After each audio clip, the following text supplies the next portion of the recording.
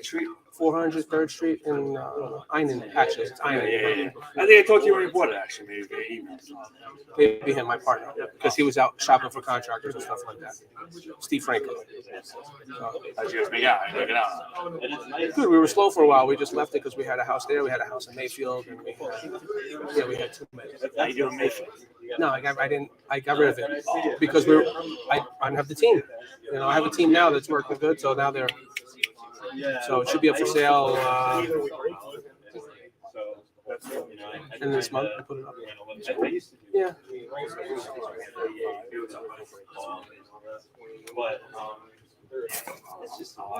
Steve, is it working? Kind of defensive, but a little bit more defensive. Why are you calling me? Because I'm calling them first. Yeah, it's exactly. Well, when you get the website lead, it's like there's like a reason. I don't know. It's just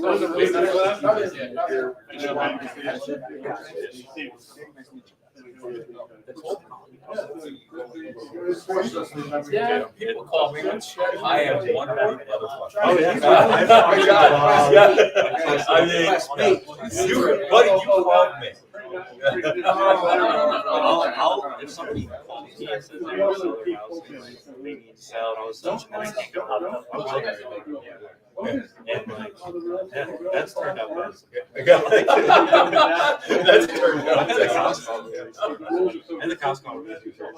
Like this is and like as soon as I pulled in, I just started looking at the house. And they're like, I'm like, what is going on? I thought it was going to kill us. That's why I'm here. I think kind of every angle, different markets. I know their own Better watch you don't get shot there. This guy, come on, he's giving me the look on that.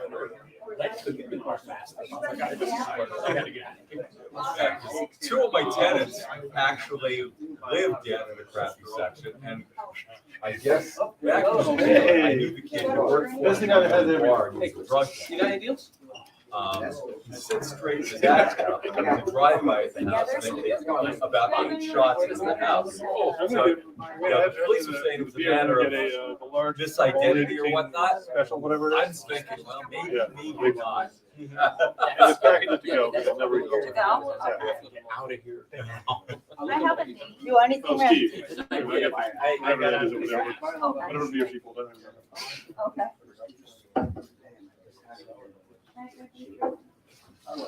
I'll take a pass. I'm okay. And that thing will be nice. We're always trying to I don't even tell you. What is my favorite line to you? You know what I'm saying? And it was here. He's like, that's the old saying. But I'm really blind. Although I think last one we went up and we were like, yeah, we're not buying this one. We always buy that one. Did you move that one? Can I get like anti-pasta salad to go? Really? And sliced pepper. That's not the worst of it. I can imagine it being a bad part. He likes them hurt. He's like, yo, it's like, We were like, well done. Actually, I just signed a contract for that. oh, nice. Or this one, but I haven't had a chance. Drive every day. Yeah, I know that taste. I like crazy. I meant like, oh, see us one. Do you like try to walk? Yeah, I try to do that. Because now I'm like, I do everything for like PC guys, and then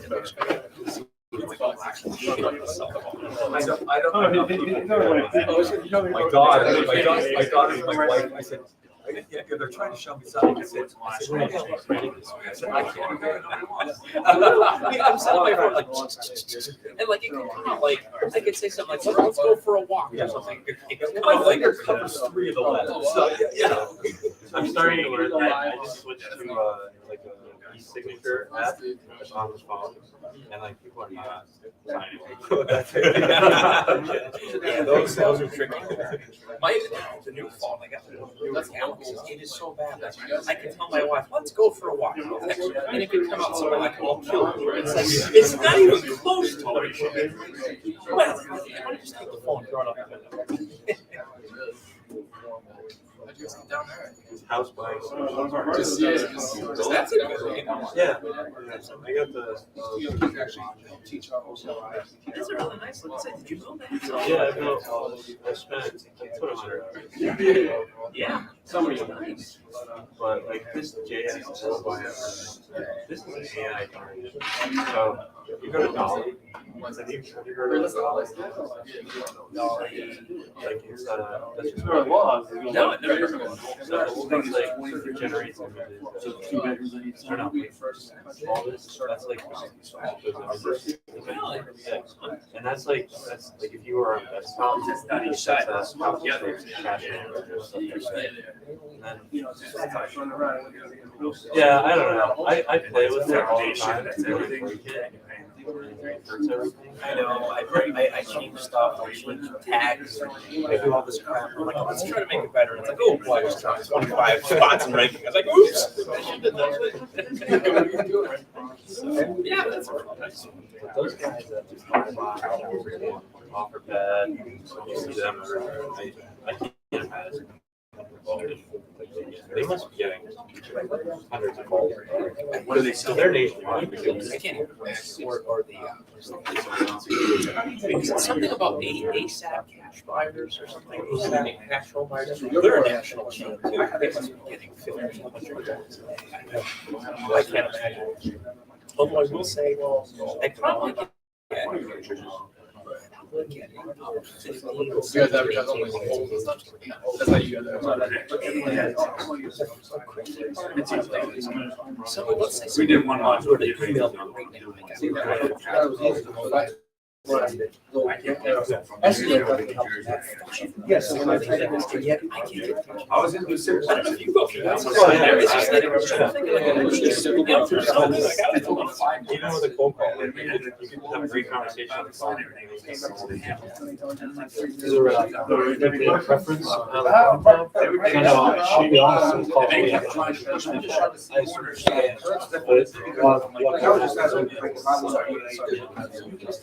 They say you're supposed to like fall right away. As soon as you get that, you're supposed to get the contact right. But there's got to be some ways to. I think also though, 6 months later, somebody reaches back out. There's a lot of that. Just follow up. So I'm gonna get on a list. Get back out a month later. I used to get so secure, I get every 5 minutes, I take notes. Now what I do is I text, and then I call them, I get three, like, different ways, and then, and it's not all work out, and I just want to be hard for the time. So what I do again, if I still don't get it, The trick is, I'm going to cover this in a I second. like The trick is doing it right, doing it legally, properly, whatever. yeah, no, if I had more time, that would be the goal. I mean, like, just put them in a CRM. Every month they get a text message. Because they when they do a trial, they don't want to use it.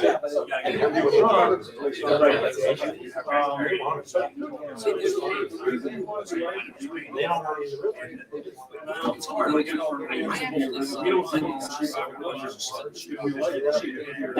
I have some guys that take us and maybe some guys also. I know you say this. The guy, and it's such a great way to do 3 times. I go right on. They go down Google. And if you're running Google Ads, I was thinking,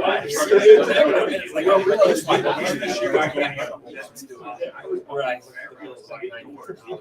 Okay, never mind. That's what I mean. Like, there's some companies they must have like, Yeah, I was like, if I was making. And the whole point of the area is the real estate, and you never support all the other groups. And the independent investment. you want something that's I'm not gonna do that.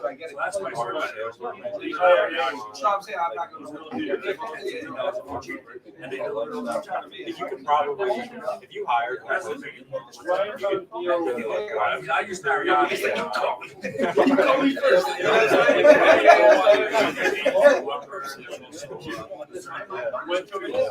Most of that, It decided on the whole house.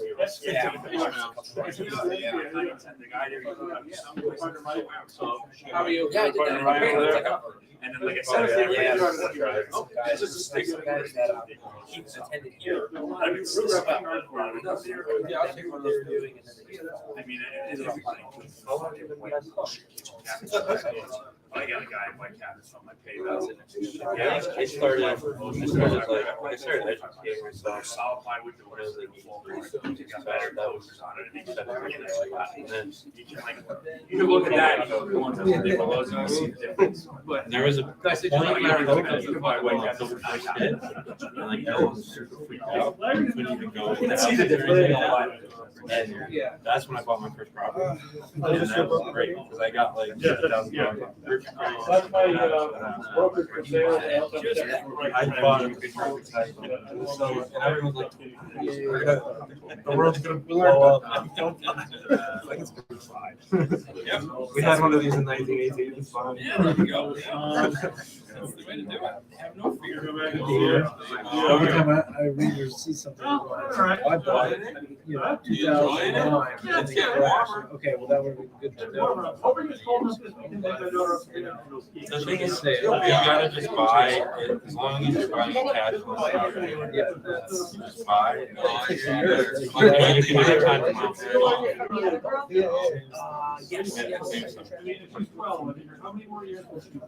But the benefit with the size, so like the size, you could buy a cash flowing house, you're making money every time, and you're still leveraging, like you're still cost average. So,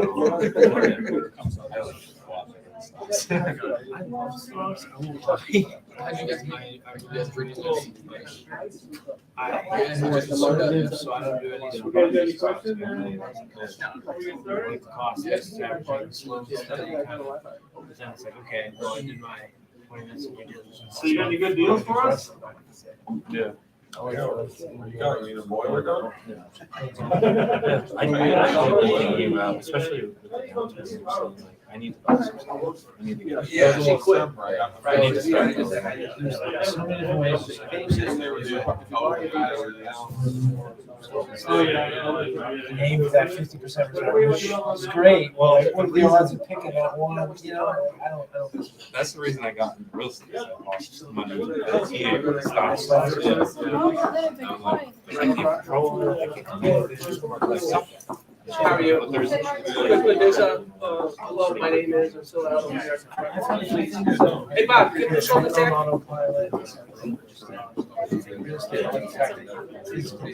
yeah. Truly got me started looking into this. Oh, it's right here. I'm sorry. I'm sorry. Right here. I'm sorry. Yeah, we bought 20 units at the beginning of the year, and we put like $100,000. Glad you made it. And if we were to do a cost segregation, we can fold. Oh. And then we're taking $50,000 a year in depreciation on that stuff, and it's pumping off $6,000. So the whole that's something salary, you know what I mean? So slow down. I never thought imagine depreciation. Everyone says So you have what do you do? What's your I work in Bob works for General, and I'm a cook here. So I'm lucky enough to have 2 jobs. I was the owner last time. I'm lucky enough to work. So COVID hit, so I paid off debt and saved 6 months. I wanted to go. Today. I've been trying to reach out to 12, but like that, 9, 10. And with the FHA, I bought that 20-year that was selling for like $1.2 million. So, wow. My daughter took a driver's So lots of stuff like that shit was too good to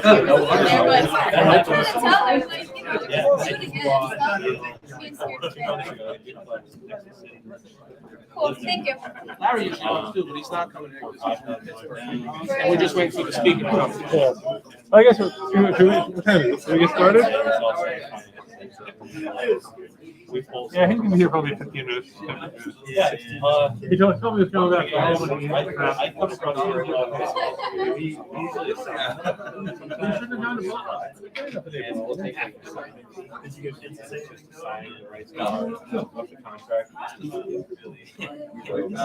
Are you familiar with There's a chapter. Well, that's See how many are You're only allowed to-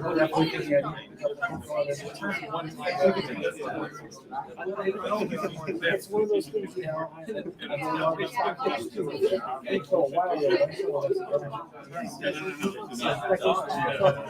It's one of those like you show me the golden egg. I'm like, I don't know. This is like too good to be true. I know everyone here saying they love it. Anybody?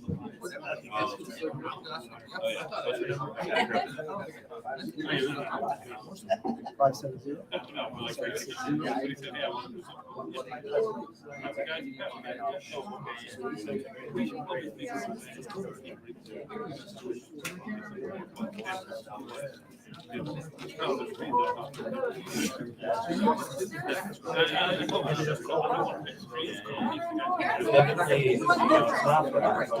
Sometimes the landlord is gonna be something all the time.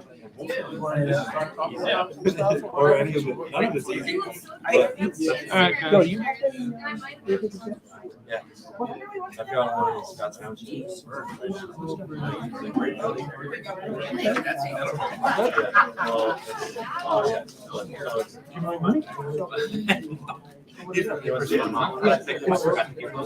Okay, I got my iPad. I'll bring this. I know you're all about digital copy. Yeah. Yeah, are you gonna scan them? I don't know if they are. I'm dealing with this and I'm dealing with that.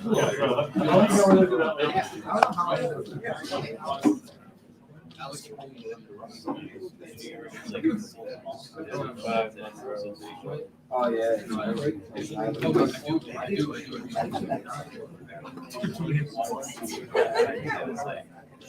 Because I can listen. So first I'll show you the team estimate. So this is 5,500. It was like buy.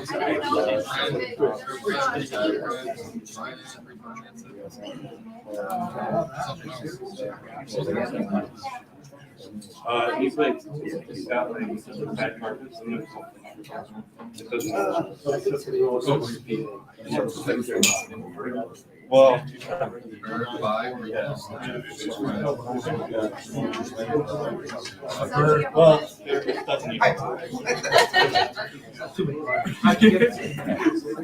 That's too much.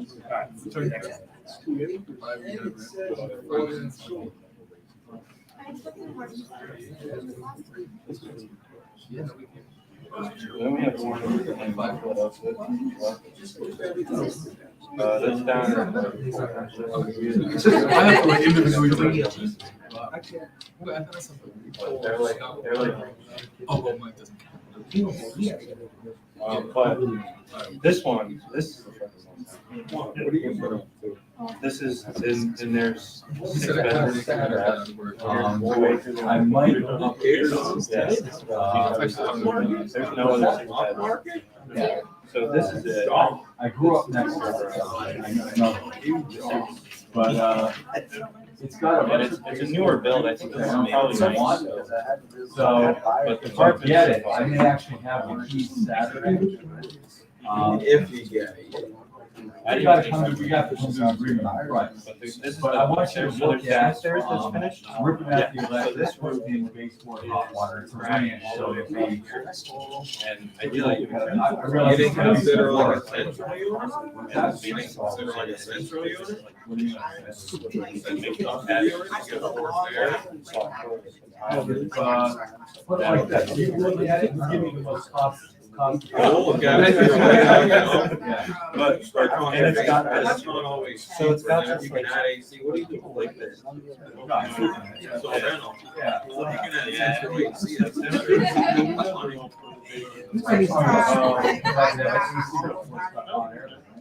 These are the rooms. Good notes. But that's what I'm hoping. I don't know what direction I'm gonna go. It all seems pretty damn good to me. Yeah, it's in and out. So if you don't end up with it, you can transfer my number. Carter's for on my my wife too. So I don't know how it's gonna go. She's taking the first step in real estate. Trying to. She bought the house out in, I looked at them yesterday. just finished repainting her square bedroom and stuff for her office. Now she's so I'm hoping like between the two, she's gonna have. All right, guys, so the speaker will be here shortly, so I guess we'll get started. He's running late. Yeah. He picked today to go to Albany, so like, come on, I can navigate Albany. Look at this first. So anyway, I'm Steve, this is Mike, Ryan, Bob, we're Real Estate Community Network, we run these meetups. So just kind of run around the room, I guess we'll start with the mic corner, and just tell us a little bit about yourselves.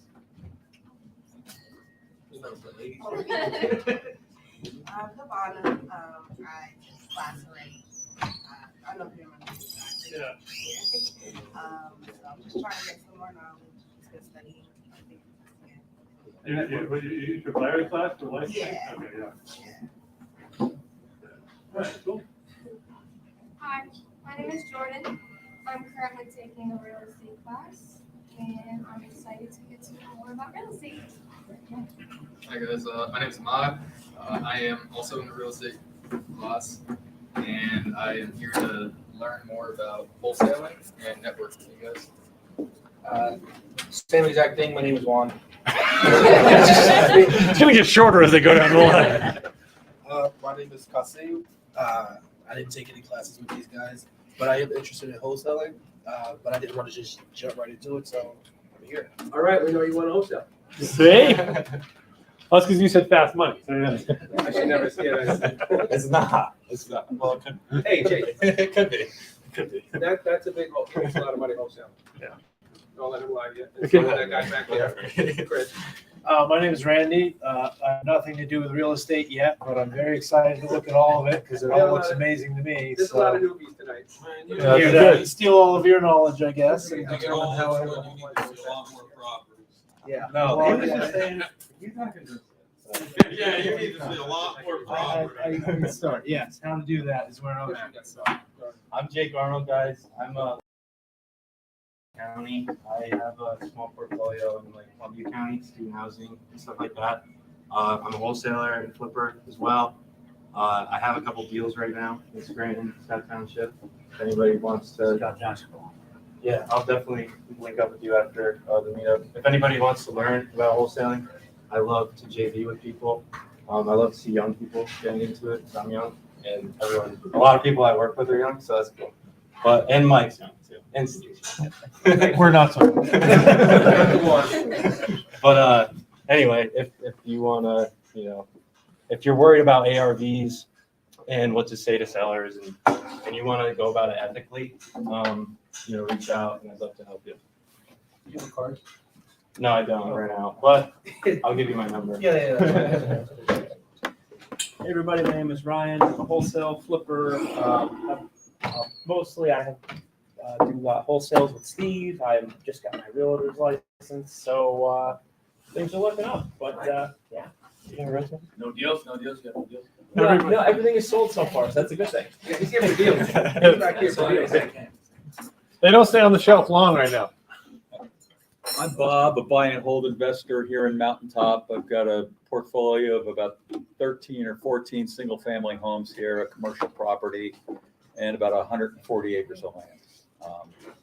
That's Still for sale, Bob? still for sale for the right price. What's not for sale for the right price? Post office still there? I'm only emotionally attached to one property, the one I live in. Other than that, I have no emotional attachment. That just raises the price.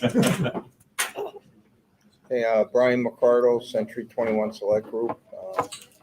We have offices in the Poconos and we have an office in Hazleton.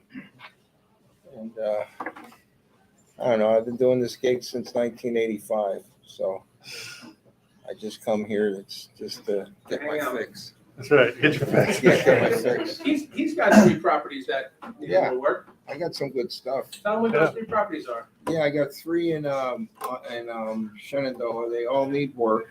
One's 2 row houses and the one I guess is a single because the other 2 homes burnt down to the left and the right of it. So I can call it a single. They're 22 apiece and they're open to offers. They need about a good 20,000 each to bring it up to. What are they worth when they're done? About probably, yeah, probably about 64, 70 at the most. Okay, all right. So yeah, so I mean, it's a $980 to $1,100 rental a month. Somebody getting in there. Listen, if you could buy all 3 for 30. Okay, I'll write it up right now. I know. DocuSign. Wait, so 30? Oh. Yeah, Yeah. you can probably. I'll see you there. I'll see you there at 1 o'clock tomorrow. If you'll do all 3 for 22, I have cash in the bank. I'll send you Venmo. So that's 30 would be 10 apiece. I think that might work. Yeah. All right, send me the link. I'm good on that. He's good on that. You got a lot of buyers. I better get a commission, Brian. Yeah. You can't. You're not licensed. Do they have You can't gift get a commission. certificates here? I'll get you a nice pizza pie. No, those 3 are listed with the brokerage. Yeah, I saw that. So I'm in pain for this guy because he owns like 20 other, and he's giving me. Does he want to sell all of them? He's giving me the junkers right now to sell, and then he'll start easing me into the good stuff. Okay, Jake will buy those 3. Right. And then we'll talk. We'll get the good stuff. That's a trade. Yeah, we're coming out the good stuff. Jake already got it down to 30. He gets the first turn, then we're getting better at the tip of the turn. Yeah. We're used to that. Take them at the time. Still, you can make some good money off of junkers. We're used to this. We like junkers. My name's Josh with Top Dog Renovations. I'm a local contractor and investor in the area here. I have 3 long-term rentals. I'm looking for the next either flip or long-term rental. I'm looking to JV with anybody new or another contractor, wholesaler looking to make a few bucks on a bigger one that they brought to market. Look me up on Facebook, Top Dog Renovations. Hey, what's up, guys? My name's Ishmael, and I'm trying to get into wholesaling real estate. I still haven't had my first deal, but I came here to network with some buyers. Good. Cool. Good to be here. You're up, Chris. Hi, everyone. My name is Chris, local real estate investor. Currently wholesaling real estate across the Northeast Pennsylvania area. And I'm just going to wholesale real estate until I start buying and holding and fixing and flipping. Francis, licensed realtor in Virginia, Pennsylvania. Looking to network out here and then looking to probably flip as well. What brokerage are you with out here? RPA Real Estate. Okay. I haven't seen Robert here in a It's while. on the mat right here. Yeah, it's on the mat right there. That's right. I'm Mike. I'm currently getting my license for real estate license, and with Francis here, we're gonna look for some flips and buy and hold rentals. Sean O'Neill, I have a construction company. I have a couple rentals. I do tons of flips. I build new houses. I try to wholesale, but when I find good deals, I don't want to sell them. So I just You sell the I'm not a leftovers. good wholesaler. Well, you are. You keep the good ones and sell the junk. I just run out of money. Yeah, that's it, Jake. Even then, you just push them out. I got people. I finally closed the one out of contract since 2019. That's awesome. A few extensions in there Well, somewhere. Yeah, they ain't changed the price. Look, I don't understand. Wow. And you watch the market go up. Why do you say you want more money? Yeah. Well, you don't want to tell them that. That'd be too easy. I didn't tell them. It was a steal in 2019. Imagine the deal was there. Yeah, right, exactly. No, you grab it. That's when you double close. I got it for 20 grand. Have it for 90. We're good. I was gonna do that, but it's still a better deal. Yeah. So anyway, for those of you, I'm Steve Franco. I'm a broker. I'm a wholesaler. Partner with Mike on a lot of stuff. Partner with Ryan on a lot of stuff. We love to partner with people who bring us deals. We love to partner with and train people in wholesale. I'm working on a couple curricula for the state licensing course as well. Our office is right there in Kingston, the big yellow building across from Arby's and Aldi. So if you're ever in Kingston, come on by and take a look at us. So for those of you who want to know about wholesaling, I should have brought my tablet to get started if I knew tomorrow was going to be late. So basically, the biggest mistake people make in wholesaling is bad values, bad valuations. Seller will say, I want 60 grand. Wholesaler says, no problem, I'll give you 60 grand. When in actuality, 60 grand is the number that those of us licensed in the room can put it on the market and sell it to the end buyer. Bottom line is you've got to leave more money for the person who's going to buy the deal and flip it or buy the deal and rent it than you're going to make yourself. Rule of thumb is you go into them and say, okay, when I'm done, I'm going to sell it for 100 grand. That means every dollar I can put into that house is no more than 70 grand, 65, 70%. Then you start taking out your minuses. How much it costs to fix, holding costs, buying costs, selling costs, realtor costs when you sell it. Everyone says, I'm not going to need a realtor. Well, if you don't, then you just made extra money. But if you do and you didn't budget for it, you're taking money out of your pocket. So we walk you through that process of how to get the deals done fairly, ethically, and honestly. You saw up here before on the screen, the Independent Investors Association. That's the group that we founded to basically do what National Association of Realtors does for licensed agents, provide an ethics and honesty structure. The difference is there's no licensing as a wholesaler, so it's a wild west. People get in and say, ooh, I can do anything. No, you can't. People are going to sue you. You're going to get hurt. You might even end up in jail if you do it wrong. There are laws that surround wholesaling. They're not hard. They're not complicated, but there are things you got to do it right. You got to work with a team to get going or somebody who can help you get going. Be very careful of YouTube University. Most of the people out there have no clue. Most of the people out there have never bought a deal. Those of us in the room who've mentioned WeJV, we've all bought deals. I've been owning property since 1997. If you're getting your license or you want to get your license or you have your license, I'd love to have you over at my brokerage firm. I love to overpay my agents because I want in 2 years to not be out there writing deals myself. I just want to guide my agents. We pay up to 100% after you hit a certain payout. 90% of your experience, we start you at 75 if you're not. Everything else is free. We don't do any of that monthly crap. But when you're looking at properties, all we need out of a JV partner in wholesaling is find us people who want to buy or sell, preferably motivated sellers. It's great to build your buyers list, but the thing you got to remember, if you build your buyers list and you don't have any inventory, by the time you call them with inventory, they'll say, who are you? Do I know you? And you'll be a little ahead, but you'll be starting from the scratch. Whereas if you get the deal and you put the deal out there and then 50 people, I was in an open house for another investor today. Had 50 people at this property whenever I showed up. I don't know what he had before and after, but there was 50 when I was there. So guess what? Not only he probably moved that house for way more than I'm going to spend on it, but now he has 50 people on his buyers list he didn't have before. We teach you how to qualify the buyers. We teach you how to qualify the sellers and make sure you're doing it right. Here's a hint. Hey, my buddy told me I could sell this house is not a legal way to wholesale. Hey, my buddy told me he has a contract on this house is not a legal way to wholesale. Hey, I have an equitable interest written signed contract with a deposit in place. That's a legal way you can wholesale. If you don't have the paperwork, you're putting yourself in a bad spot. And if you're putting yourself in a bad spot, you're putting a deal out there and you're not on paper for it, or you're putting a deal out there the wrong way. Remember, every realtor in the area is looking at what you're doing. And if we think you're crossing the line, someone's going to say, hey, wait a second, they're dealing unfairly. I had a wholesaler put an ad out saying, looking for a commercial rental for one of my clients. I texted her. I said, you better get that down right now. I said, there's no law that says you can look for rentals for a client. There's no coverage for that. There's lots. So just, you got to do it right. You got to do it careful.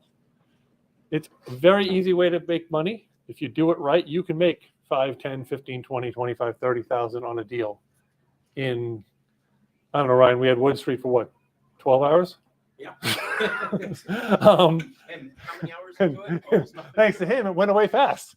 So anyway. Wait a second, Steve. I did it in 5 minutes. Remember the multifamily in Scranton for 20? Which one was that? They called and said, "Hey, you want this house?" We said, "We'll take it." And then I said, "Hold on a second." And I called Wilson. What that house? Oh, I forgot it. So that's the record right there. It was. We didn't have it yet. I'm like, okay, I'll take it. Take it. Mops, you were like in the negative. You can't tell me you didn't have it yet, man. Yeah, we were just 1 second. Yeah. Well, actually, yeah. And on that one, that even came from another wholesaler. We get to closing and we thought we won the award, and tell them what the numbers were like. We got what, 11, and he got like 30 or something. The other wholesaler. Oh yeah, we were mad because we got it for 20. We sold it for 55 or 50. Yeah. But he got it for like $2,000 or something. Yeah, it was like, I was really pissed. Wow. And it's worth 180. It's a nice multifamily out in Scranton. Yeah. We were going to keep it. We were actually kicking ourselves. Like we should have kept it, but we ended up we actually helped flip it. Yeah. Yeah. So. And basically, and if you go through a property, and like he's saying, if you're buying and selling, we've been singing this song to Bob for years. If you find a deal you don't like, you switch into wholesale mode. So like, and if you can't wholesale it, that's when you take off your wholesaler hat, thank you, and put on your license hat and say, hey, I can list this for you. I can find somebody to list it for you. So anyway, Jamar's here, and he has been an investor. Well, he'll tell the story. He's an investor, contractor, buy and hold, flips, whatever, and he likes them broken. You got them overcooked. You got them missing some structure. Right, you take them burnt, right? You got them missing half a foundation in a flood zone. He's your guy. But by the way, did you look at the flood zone on Rowland? After you sold it to me? No. Exit strategies, man. Exit strategies. No. It's and you always want to do your research. Anyway, here you go. It just picks. Look, you're on TV. It just picks up here. You're behind. You're also on Zoom if anybody's out there for one of the services. So Steve, you want to lead him off though? So just so you guys know, Jamar is very soft-spoken. All right, go ahead. Yeah, so my name is Jamal. I'm here because I guess Steven might think I know something about a little something. You know something. Well, what I do is a method you probably heard of, it's called BRRRR. But if it's not done the right way, it'll be like BRRRR, like just stop dead in your tracks. So it's buy, rehab, rent, refinance, and you repeat. So all that means is you try to get out of the property and move on to the next property with the same money that you used to get the first property. Yep.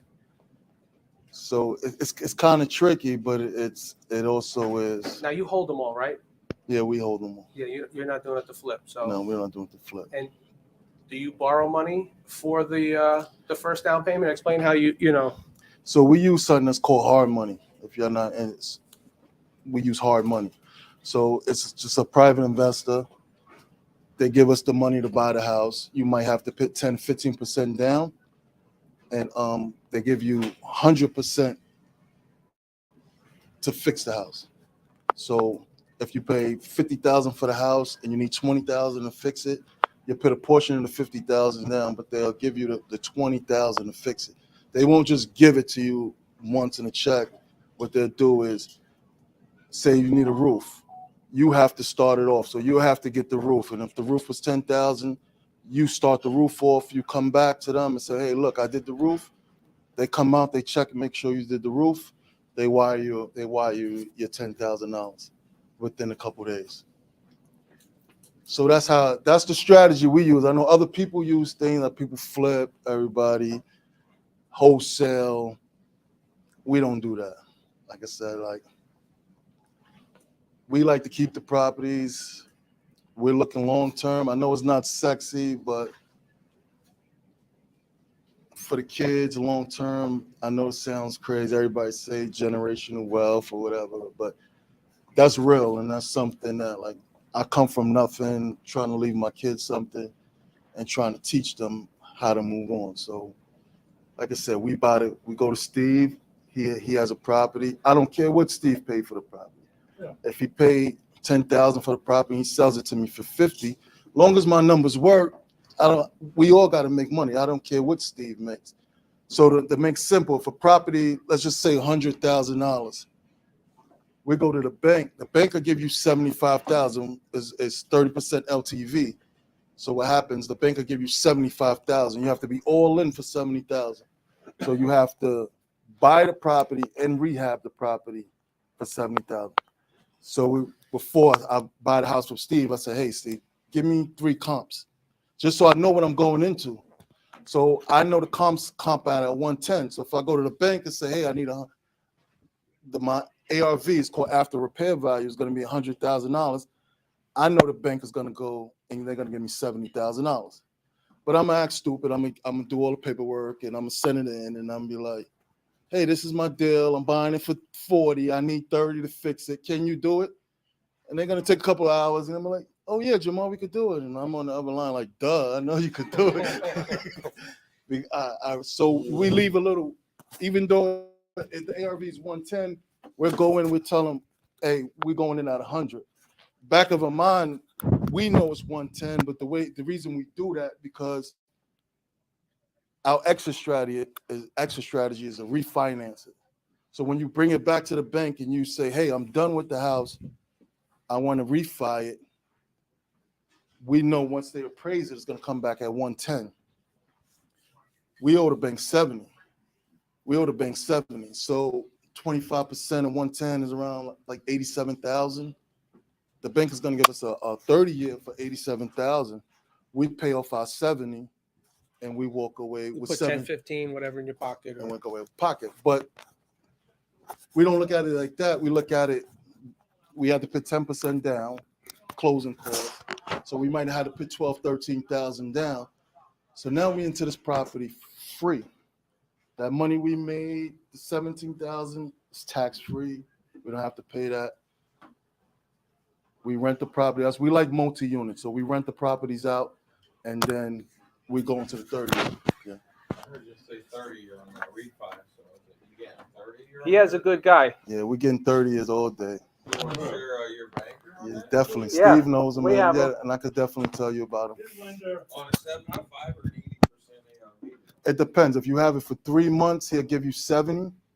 You have it for 6 months, he'll give you 75. But that's max, he won't do an 80. He won't do it. That we was getting 80s last year. Those are gone. But truthfully, I get 80 Abel on a is 20, but I can't find 80 on a 30. So when you said a 30, now Yeah, those. 75 on a 30. Yeah. I'll take the 75 on a 30. Yeah, that 80 is gone. For, Abel's great. There's another guy that I work with. He does 40s, first 10 years are interest only. His numbers aren't quite his fees are higher, but the point is to go beyond on a 30-year fix. There are a couple guys that say they'll do it, but they're going to start their rates up high. Bennett's rates aren't that bad. And truthfully, one of the easiest guys I've ever worked with in business. What was his rate when we were talking? I didn't even get his rate for him, but I think he told me his short term was like 10, his long term was like 7.25 or something, somewhere in that ballpark, depends if I remember. Yeah. but I'm be honest with you, I don't look at the rates. I don't care about the rates. No, it's all about. I'm in this house for numbers. $0. He could tell me the rate's 35%.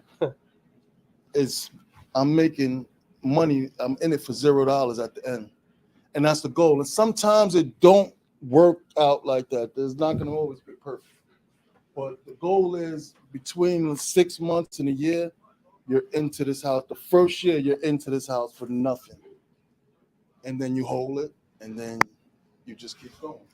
So my personal goal is to have 300 managed.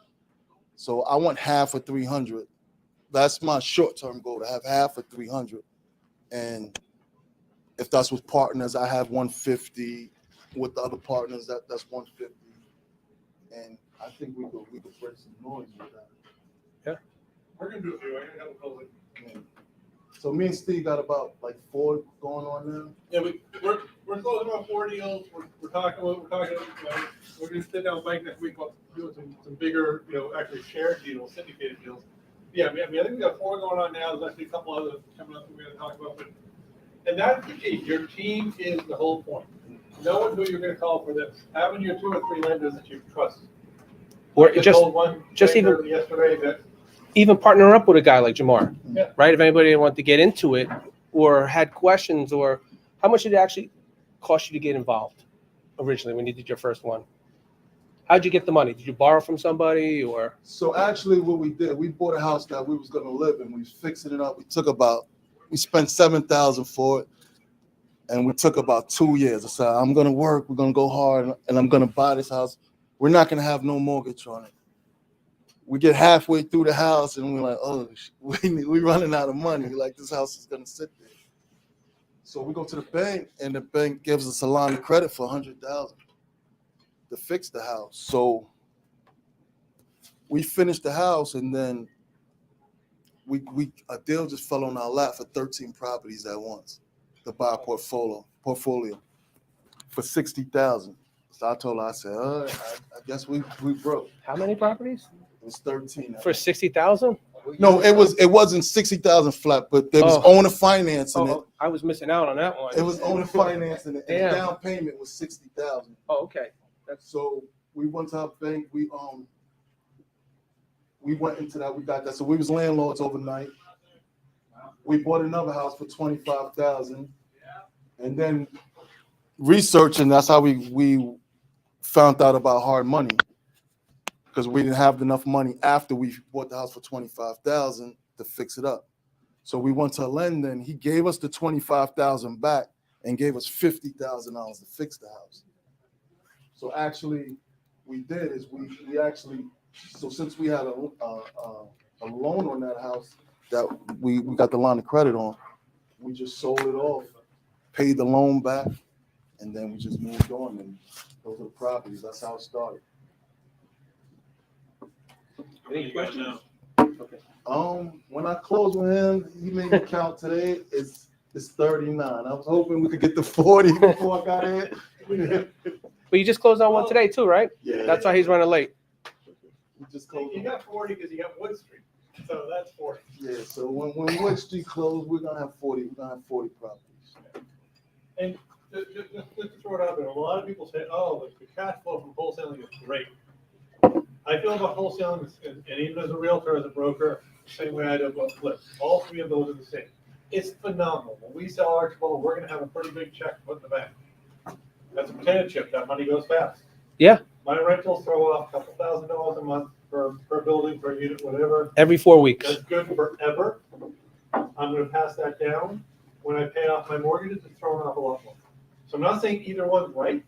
They both fit in your mix. There's all ways to do. Everybody does real estate the way they want to do it. There's a million ways to do it. Like I said, the way we do it, this is how we do it. We figure we get as much as we can. Once they're paid off, the day they're paid off, I'm calling the bank back up and I'm saying, hey, give me my money. Put mortgages back on all of these, cashing out, and I'm giving them to my son. And now it's his thing to do. Lucky kid. You get the same. So, and if I taught him anything, well, I already know, because at my funeral they're gonna pull out a screen and they're gonna be saying, you could do whatever you want with these houses, whatever you want with the money every month, but you can't sell them. You can't sell them. You pass them on to your kids. You do the same thing. Once they paid off, you refi them again, and you run it. You ride off into the sun like we're about to do, and then that's what you do, man. You can't sell him. And if I taught him anything, whatever I leave him, I hope he 10 times it and do it way better. So that's the goal. That's the goal. And what I mean, that's absolutely the goal, and that should be the goal for anybody. But you also did something else, because you don't hire contractors. How'd you get around not having that? So I started off as I'm an electrician by trade. So I started off with my crew and we was doing work for customers, and that's like, oh man, it's like hell. If my contractors in here, they know you get burned. It's just hard. You can never please a customer. They can sit down and have a 5-star meal with you one day, and then next morning you're the devil. You get some. So we started off. We just bought a crew. So I figured. I told Steve, hey Steve, I want to do 30 of them a year. I want to do 5 at a time. I want to get them out every 6 weeks. And I got 5 crews. So I'm my own customer. So that's what I did. So I get paid actually working, doing it. So you don't sub your guys out? No, I don't sub. He said as a favor, he let us borrow once in a while. Yeah, for Steve. We're double the cost. Yeah. But yeah, we try to keep everything in the house. So I'm an electrician. We got a plumber. We got framers, carpenters, roofers, siders, and that's all in house. And we try to run like an assembly line. Maybe you could do a thing, come to one of your properties that you're working on. Anytime. That'd be fun, yeah. We usually bring it to ours, but we're always yelling at people when our contractors suck. Anytime. Let's start at Wood Street. I'm sure he'll keep the 9mm home when he goes. I'm sure when we're not there, he's not so nice. We go there at night. Nah, I'm always like this. That's where you don't clean the room. You don't clean his room. And on the kid thing, sorry to keep jumping in, but on the kid thing, but my daughter hates, when she was this high, she hated real estate. Yeah. I'm going to sell all this, and now that she starts seeing the cash flow, and she starts seeing the passive side of it, oh, okay, so I can just own these and have somebody else handle them. Well, yeah, I can handle that person. So, hopefully your son will kind of come around to, hey, this isn't so bad to have. It may not be your life's work, but it's not so bad to have. No, it's his life's work. We have a choice. You don't know yet. No, it's his life's work. It's his life's work. So when you look at a deal, though, like one deal that Jamar is buying is Vine Street. And the way he ended up with Vine Street was we had a buyer, big investor, cash flow guy. We were all set to close. The day before we closed, the city condemned the house. For what reason, who knows? And that guy just ran away. And I texted Jamar, he's like, okay. And so why don't you care? I know why. Because I've been through it. It's a Scranton house. I have a Scranton license. It's going to take me $200 to get out of the condemned status. Yeah. I call up, hey, I need a bond for $10,000. I send them $180. I'm not a condemned. Scranton gives me the permit. I got a deal on the house just because it says condemned. Those are the ones you want. That's like money. You got, like things like that. You smell money. Like me and Steve went to a house the other day. Said, I got a house for you. Oh, yeah. It came out. I'm buying the house and I got a job out of it because we rent dumpsters. So I got a job out of it, and then I got a house. And this house, the owner called. I think it was the owner called Ryan, and he's desperate to get rid of the house. Bad tenants. City just shut down the house because I probably should pull up some pictures, but garbage this high in a couple of rooms. It's crazy. And the city gave him 24 hours, not quite clear from when, but it gave him 48 hours to clear out the house. So we didn't have a chance. I didn't even offer the option of, hey, we'll tell Woodsbury that we're going to have it cleaned out at closing. I told the guy, I said, here's the phone number, call him, here's his price, boom. Never mentioned he was the guy picking up the house on the backside. And he got a couple grand for doing what he would have had to do anyway. And the owner got out of the problem he was in. We looked phenomenal in the city because this house is. We thought the day he called you, we thought that was the day the city shut the house down. Well, then I looked at the non-habitable sign. It was 2 weeks before. So the city's been on this guy's neck for 2 weeks. So we solved his problem. We got Jamar something. He was able to at least pay something for the clean out, whether it covered the whole thing or not. Whatever. Everybody won from. Yeah, Steve thinks I'm crazy. He'll see a house, and I'll be like, all right, I'll take it. Because like I said, there's nothing I didn't see yet that, like I said, even if you're not a contractor, there's nothing that can't be done. And when you go to these banks, it sounds crazy, but all you have to tell them, hey, the foundation's messed up. This is the price to fix it. The bank's gonna say, here's the money to fix it. Well, your guy. But, I mean, Well, let's use my guys. They Let's- are. What's his name? We're gonna give it to you. We should have. I wanted him to come today. That's probably the only one that I would say I thought you were crazy. Mike and I went to Round Street, and one was like, "So what would you give us for it?" I said, "A tetanus shot." Yeah. And Jamar's we buying it. listed it, and it was him and 3 other guys that were all fighting over this thing, and I'm sitting here thinking, tetanus shot, tetanus shot.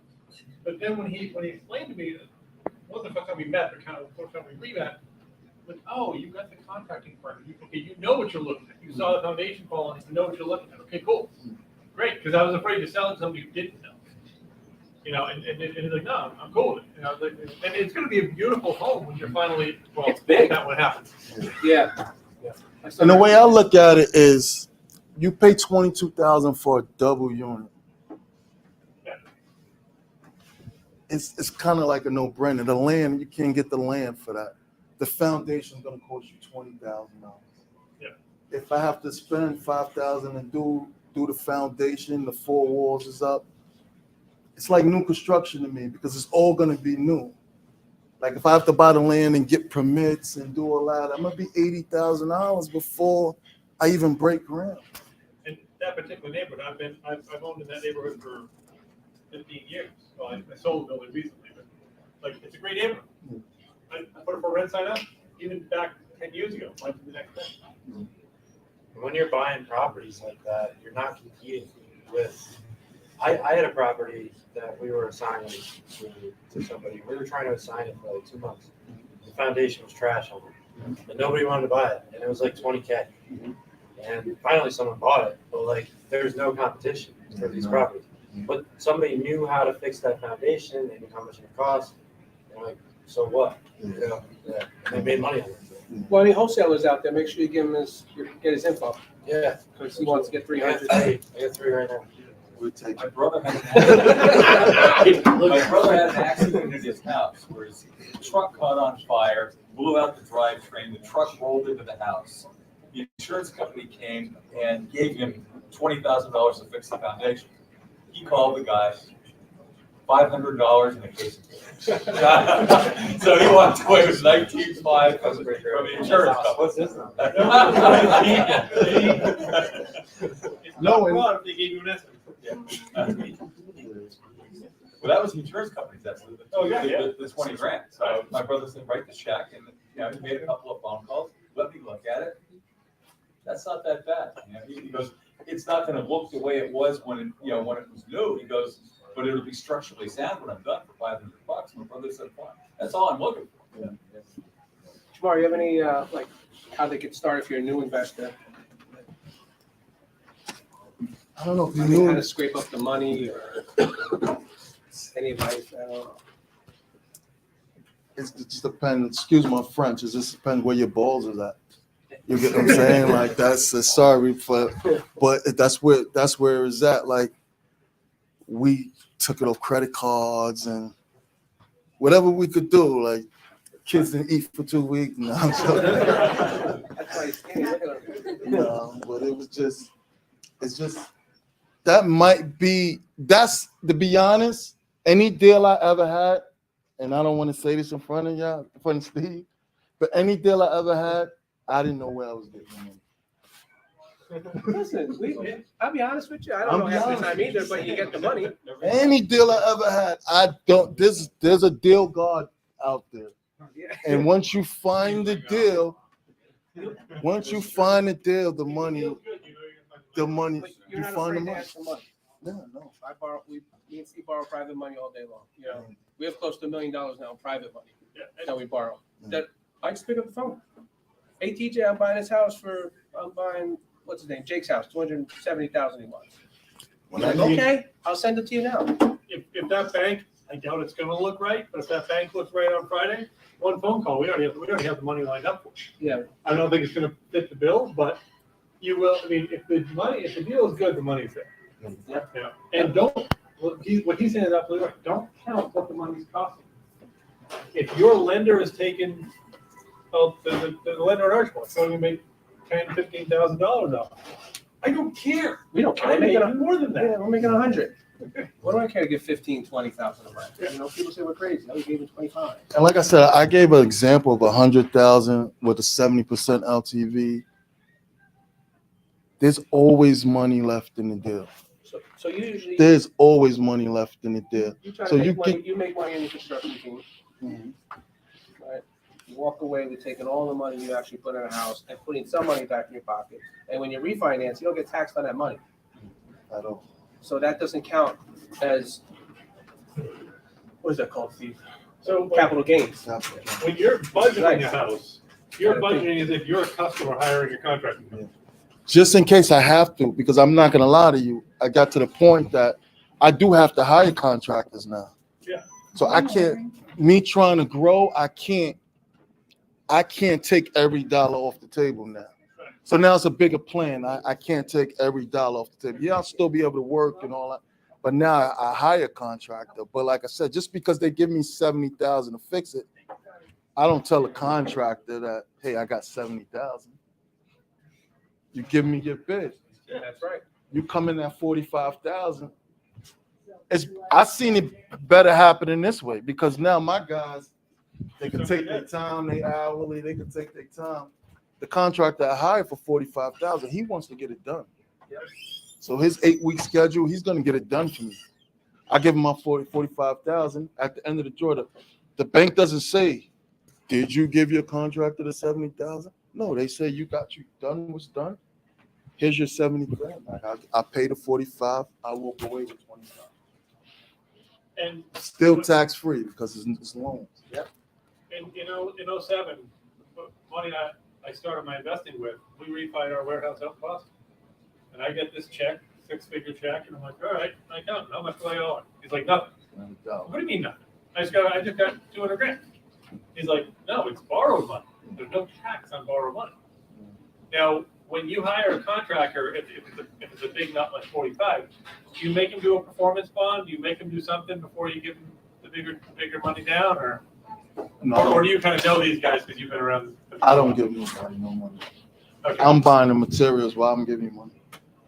Good answer. That's good. Yeah. And I'm a contractor. Don't beat me up for my contractors. No, he's a contractor back there. Yeah, don't beat me up. But that's just me. I know that I'm in Home Depot every morning. You need something, I'm there. I'm there every morning. And if I'm out there, they'll call me. Yeah, so you don't need. So I try to draw out a draw schedule with them. So hey, and if they need some money up front, yeah, give it to them. But it's not big. Keep it tiny money. Yeah. I'd rather you chase me than I have to chase you. I'd rather you chase because I can't go nowhere. My house is there. Like I said, you can find me at Home Depot any morning, even on Christmas morning. You can find me. You can find me. And like I said, so I'd rather you chase me. And I know you don't. It's Monday. Like I said, don't beat me up, contractors. But it's Monday. You don't need money on Monday. You need the money in Thursday. has a good weekend. That's how well you know the guy did all the week. Yeah. Maybe they lost, man. When you're looking at like a larger functioning investment, like a portfolio, like the one you did seller financing, what are you doing in terms of how are you doing your maintenance? Like how much, okay, my rent is $1,000 a month. How much you putting away for maintenance, vacancy management? How much you doing this or that?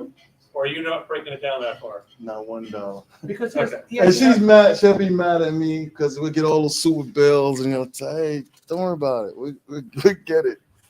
But like I said, getting into it, it's never gonna be perfect. It's never gonna be perfect. When you refi, that's the best because they pay the taxes, the insurance, all that is built in to your loan. So whatever you get, you pay your mortgage. The rest is yours. The rest is yours. You can put 5-10% out for things, but the way we do it, the electric's new, the plumbing's new, the furnace is new, the roof is new, the windows is new. What is there to fix? Yeah. What am I saving money for? It's a brand new house. And if you have so much coming in anyway, you have enough. I don't be counting my money. I'm counting mine, right? So I don't say, Steve does, after a while, you don't need that pad, I feel.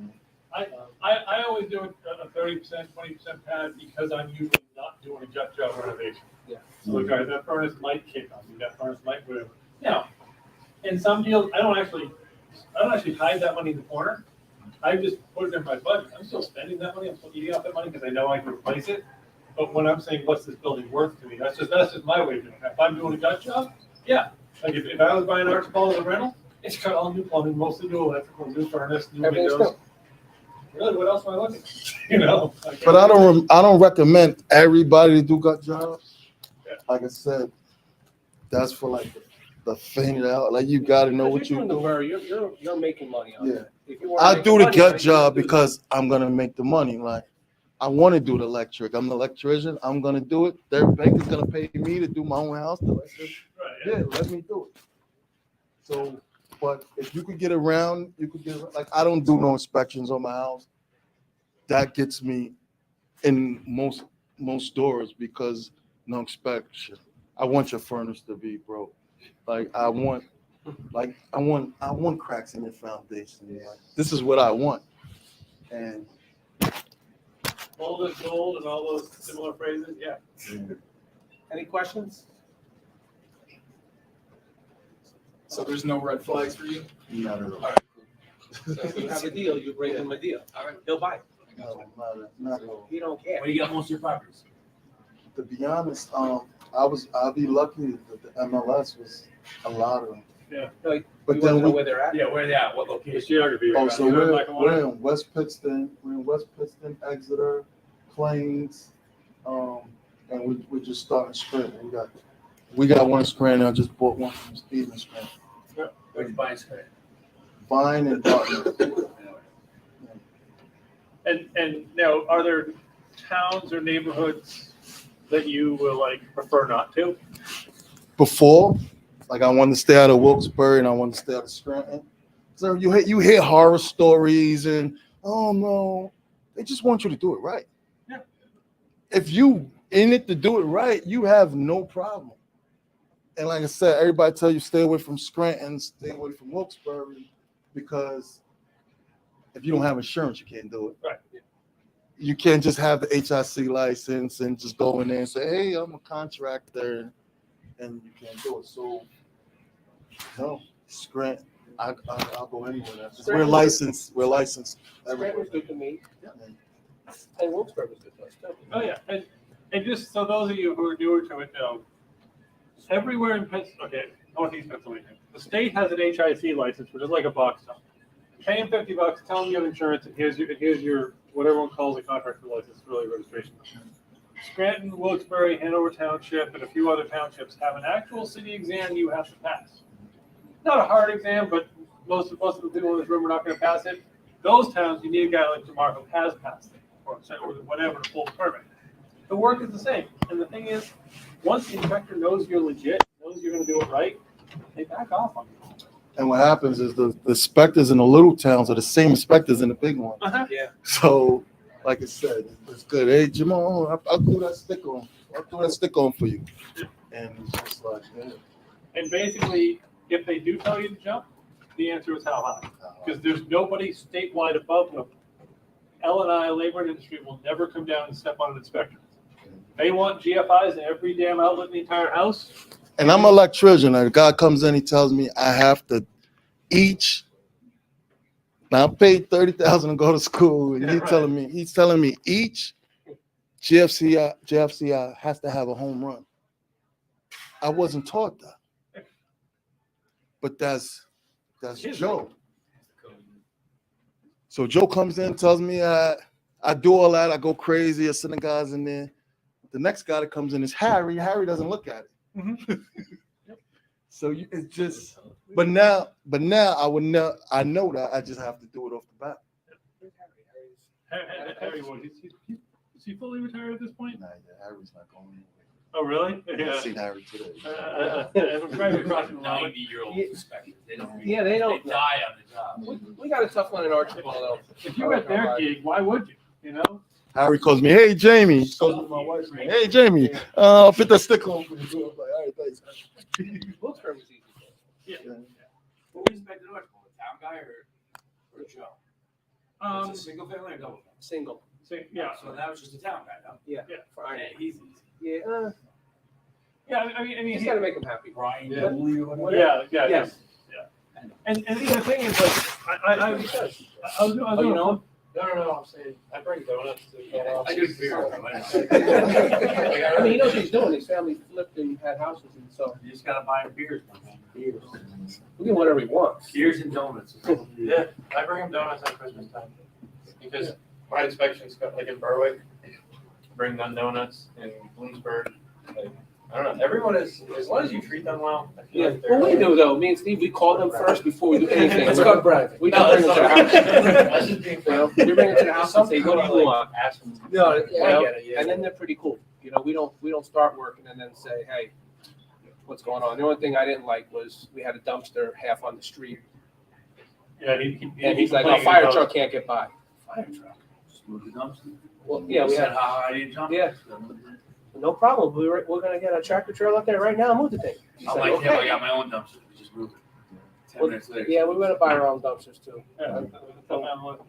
And once the inspectors know you, once the inspectors know you'll do the right job. No, I know. We charge them to talk to them. Harry's great though. No, I don't want to come out there. Can you just send me a picture of it? Send me a picture. Yeah. And then you send him the picture. He calls you. Why you send me this picture? Yeah, right. I already called PP now. I'm like, well, you asked me to send me the picture. I'm just doing what you told me to do, Harry. Yeah, when I opened up a drop ceiling in Nanticoke, and it was just spaghetti from years gone by. Andy Kratz, we were very elected with Andy. He's like, "Oh, you gotta bring Harry in before you can touch it." I sent Harry a picture. Harry's like, "You know what to do. Just do it and send me the final picture." Just do it. And once they know you're good, you're good. But anyway, so what other tidbits for those who are either starting or want to grow or whatever? Or any advice for realtors to be? Just send your deals. Nah, we made agreements. Yeah, That's how I did The biggest thing for those getting your license, they don't teach you shit about investing, rentals, flips, anything. And that's, you do need to know that how to deal with an investor. Yeah. You will make a lot of money dealing with investors because we come back to you every month. But if you haven't been an investor, team up with one. Join my brokerage firm. Join a firm with somebody who is an investor. Get that knowledge. Because if my first and third buys were MLS buys, and those are my first and third worst deals. In fact, I told my wife, like, why did we ever buy Varney Street? Well, because it got us in the game. It only makes 5%. Everything else they have make 20. Our realtor was sweet. She was nice. She was friendly. But all she knew how about rentals was how to open a door. And all we know about rentals was reading 149-page book. You want to be that. You want to either be that person for the investors or team up with that person. Because Jamar needs somebody that can already walk through a house and say, "Okay, here's the rat's nest you're getting into." Maybe he doesn't, but most investors, "Hey, you know what? Don't bother with this one. It's not right." My entire day yesterday was buyer calls. Here are 12 properties I'm looking at. Well, here's 11 and a half you don't want, and here's the one you kind of might want possibly. What tips do you have for those who are entering the realtor fray? Any? Realtors? I don't know. I'm not a realtor. This is honest. I learned a lot from them. You guys have any required information? I think we should just mingle. I mean, No, yeah. he's pretty much said just own everything. Yeah, buddy. You know? Own everything. Go around and meet, talk. Yeah. The one other thing is your team makes a difference. Yeah, where's the lender? 100%. Oh, yeah. We need to know that lender. You got like a If you want to, yeah, that's fine. Well, actually, I know, I won't hurt him. I'll lose the card, yeah. call us and we'll hook you up with the lender. Oh, by the way, if you guys want any food or drink, yeah. So basically, you want the lender hook up, come visit us, talk to us. These guys are great. Actually, private lending is one of the things we help connect people with. Sorry, you only buying deals for research? You guys are very good. Well, any realtor, I'm not dealing with all the You can realtors. share some off the top for us. Shake, don't shake them. Don't shake them. Tomorrow I'll give you that. What's your number? Mike, thanks for. Sure, he's cheating on me already. I don't know if this helps. I just want. No, I mean, I thought maybe it's good for you to start seeing how an investor. Yeah. So if you want I mean, most of the information didn't make sense to me, I'm not gonna lie. But how do I even begin to start to learn about rentals and? That's what we're here for. As wholesalers, as brokers, I bought my first commercial building in 1997. Mike, held that for a few years. They want to know return. Did you take the test? We're still in the class. Do not take the test online. Go to a center. Oh, yeah, absolutely. One whole thing about investing on the whole test. Calculate the cap rate. That's it. One question. And we haven't even learned about the cap rate is what investors want to know. Yeah, right? yeah, You yeah. know, I was just saying in our class we haven't learned any of that. Yeah, so basically, and even realtors calculate the cap rate wrong. So I can do this better with a tablet or whatever. So basically, if you take it, let's say the property's worth $100,000, or you bought it for $100,000, and your profit is 10,000 a year. This is all annual, after everything, after your taxes, insurance, all your hard costs. So this is what realtors do. So okay, I got a property, makes 14,000 a year. My taxes and everything are 4,000. Oh, makes 10,000 a year. Great. So 10,000 over 100,000, 10% cap rate. Or 10,000 divided by 10% means your property's worth. Yeah. So it's algebra. You can move it around, but basically, if 10,000 divided by 0.1, it's 100,000. The problem is, that's what they teach you. Larry throws in little tidbits about 5% vacancy once in a while, or 5% vacancy if you feel like it. Yeah. Vacancy doesn't really happen. Even back in 08, it didn't really happen. What happens is 15, 20, 25% maintenance costs. What happens is having to pay a management company. So if you're banking on that 10 grand and you lose a third of your rental because things break, well, now you're only making 5. So you got to build that in. So cap rate is your profit divided by what the building costs is your cap rate. Or your profit divided by your cap rate is what the building's worth. And that's when it's done. That's when it's finished to the level that you're going to want to, someone's going to pay you that rental. And here's a hint. If it looks like shit, you're going to get shit tenants. It's just the way it goes. I bought a double at a tax sale years ago. I bought it for $2,500. Somebody was living there fine. That place was a shithole. I made it just over a shithole, all that I had for money. And I got crappy tenants. I go in there, I do a nice paint and flooring job, I do a nice update, and boom. Now, the other number that investors care about is cash on cash, which is your profit after you pay the bank divided by the amount you actually took out of your pocket. So if you buy that 100 grand property, I took 20 grand out of my pocket. Hey, Mark. I'm making 4 grand after I pay the bank. I have a 20% return. I double. So those are a couple of the numbers investors care about. It's real simple once you get to know it. And the third one is dollars per door. A lot of investors say, I want to make $300 per door. Boom. After everything, that's my number. That's pretty much the way he works. I know what I want to make per door. That's my number. Once you get comfortable with those numbers and you get comfortable with repair estimates, walking through and saying, oh, flooring sucks, paint sucks, that's $10, $15 a square foot. Kitchen sucks, that's fine. That's da-da-da. Then once you get able to shoot that off, but that's you can build towards. But basically, cap rate is profit divided by value or price, or profit divided by cap rate gives you your value. And there are questions about lease terms. There's lots of other stuff that fits into it. In flips, I'm going to sell it for 100 grand. My investor can't spend any more than 70. It needs 50,000 in work. It's only worth 20, or probably less. Boom, boom, boom. If you can talk intelligently with them about the numbers, and you can walk through and you can know things like Federal Pacific panel box. If you ever see that brand, that's got to go immediately. That's actually an unlawful box. We add those things. We help you with those things. So you can walk through a house. I got a guy today making a sight unseen offer. I went through, I took pictures, I sent him video, I sent him 360s, and I told him what I thought. Like, all right, write an offer for this. Pending it getting inspected, pending whatever. This guy's been buying and selling investment crap for so long, you're not even paying attention. But yeah, I mean, basically, right? Yeah. Yeah. 570-798-7051. I have different numbers for a lot of things, so. You got my card, right? Yeah. And basically, you join a firm. A lot of firms have very strict rules about what their cards look like. If you join with us, we don't care. The brokerage number, the brokerage stuff always has to be on the bottom. The biggest thing is when you're licensed, first words out of your mouth when you're talking real estate. I carry a PA state license. I'm a broker. I may not be talking to you like a broker. I'm here to buy your house off market. I'm a broker. I know more than you. So now let's talk about me buying your house. I think we just read about that, actually. We just learned about that. And you're supposed to give them that whole long verbal consumer notice thing. Yeah.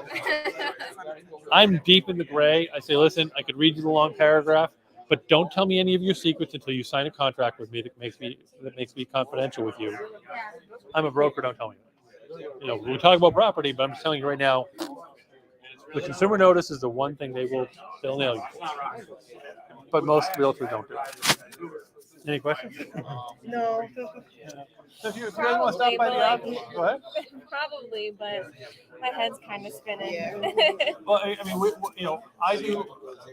Mike and I do these things a lot.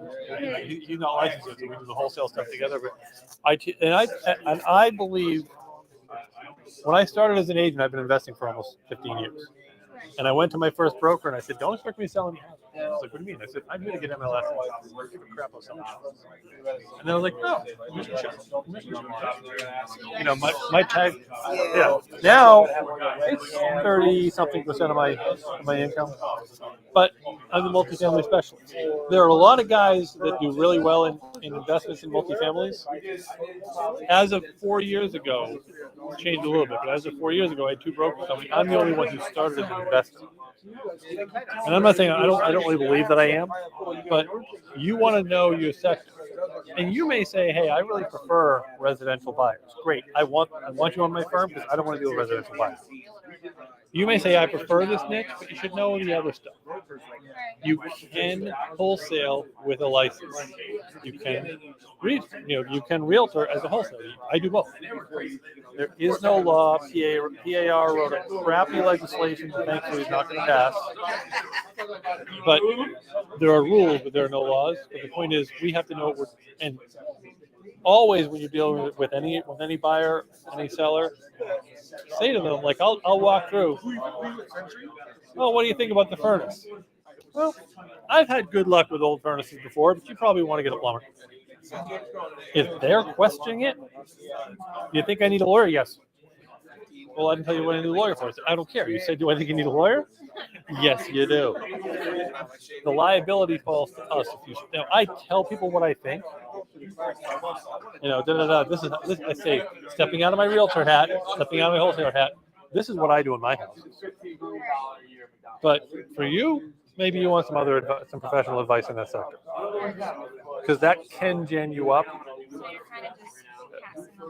And you heard me joke with him about flood zone. Well, the crap-hole house is in a flood zone. Now, he and I talked about it. I knew he knew it. Whatever. But if you know something, share it up front. Because if I hadn't previously shared it, he actually would have a case against me for having not brought it up. But as long as your investor knows it and they've done their research, and I just point them to floodsmart.gov. So it's all about knowing it, knowing the rules, and that's what I figure as a broker. My job is to keep you guys trained when you come out, and then guide you toward making money, but keeping you off. I look at it like a pinball game. Let you bounce off shit, but make sure you stay on the board. I'm a buyer. Yeah, feel free to drop by the office sometime. All right, thanks. And if you just want to text me your numbers, I'll tell you when our next events are. Tuesday nights we train about wholesaling. Friday, most of the day, I'll be doing YouTubes about the contracts and all the realtor crap because Ryan's coming on board. What?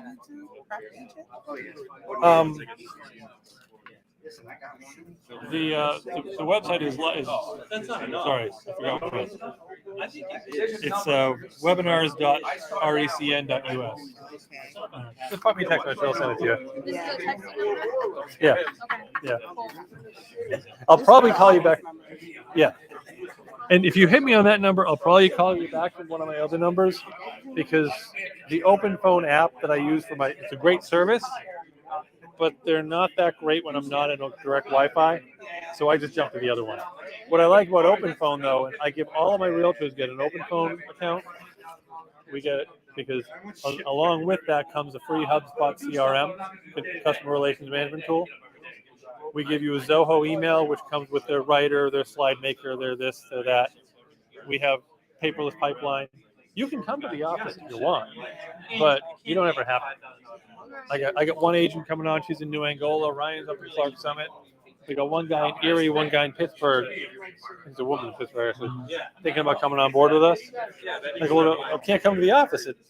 I never went to, in 5 years, I never did any real estate deals in any of my brokerage firms before this office, for my office. Home, Starbucks, whatever.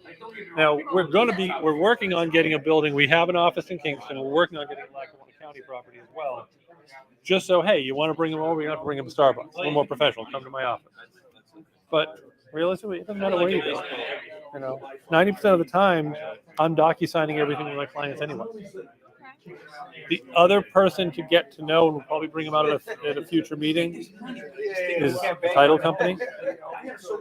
A title company, which can be a lawyer, doesn't have to be.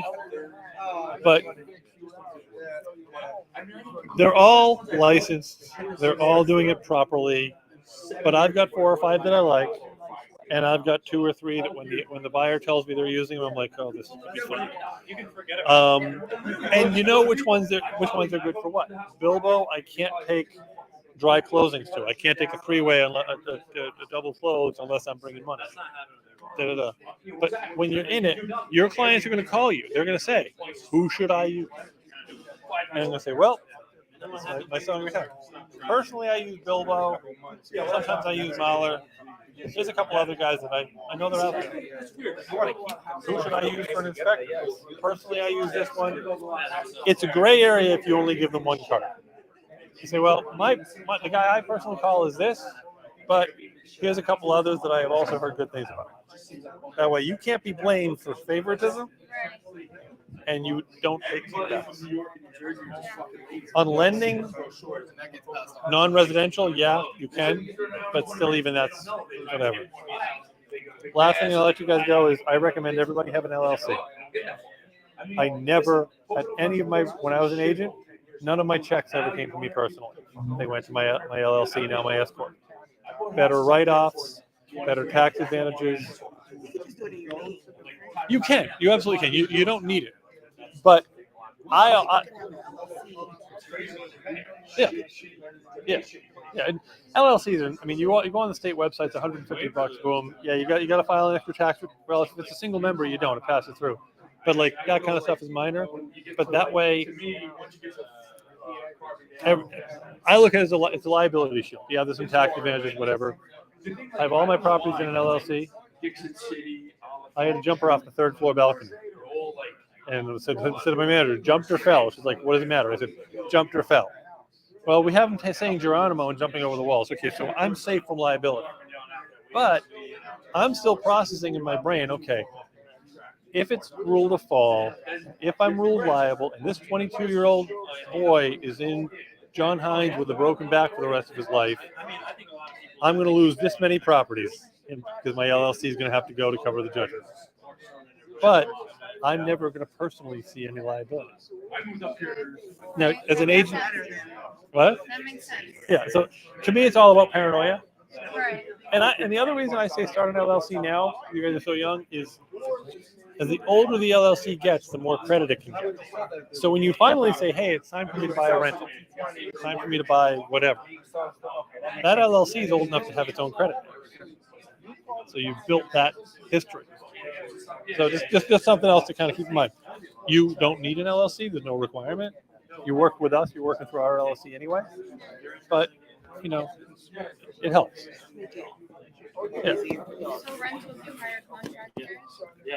Well, outside of Wilkes-Barre, Scranton, Hazleton, or Hanover Township, I am a contractor. But I don't. We're Mike and I have been talking about putting a staff together, hiring and putting a staff together. Right now, I still hire third parties, and same game with Jamar.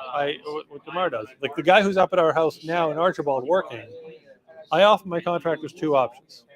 They're all like, "Well, I want a deposit." Great, then you're buying materials, and I'm giving you 1/3 deposit. Problem with that is the materials are going to cost half the price of the job. So why are you? Otherwise, I'll buy the materials, and when you finish a job, when you finish a portion, I'll pay you that portion. Like the guy's doing a $4,500 job for me up in Archibald. He's like, well, I think I'm about a third done. I said, yeah, I'll give you $1,200. You're 25%. All right, but that's fine. We agreed that the work done is worth this. I don't ever. This guy's up at Archibald now. His former partner said the whole house for 30 grand. I said, great.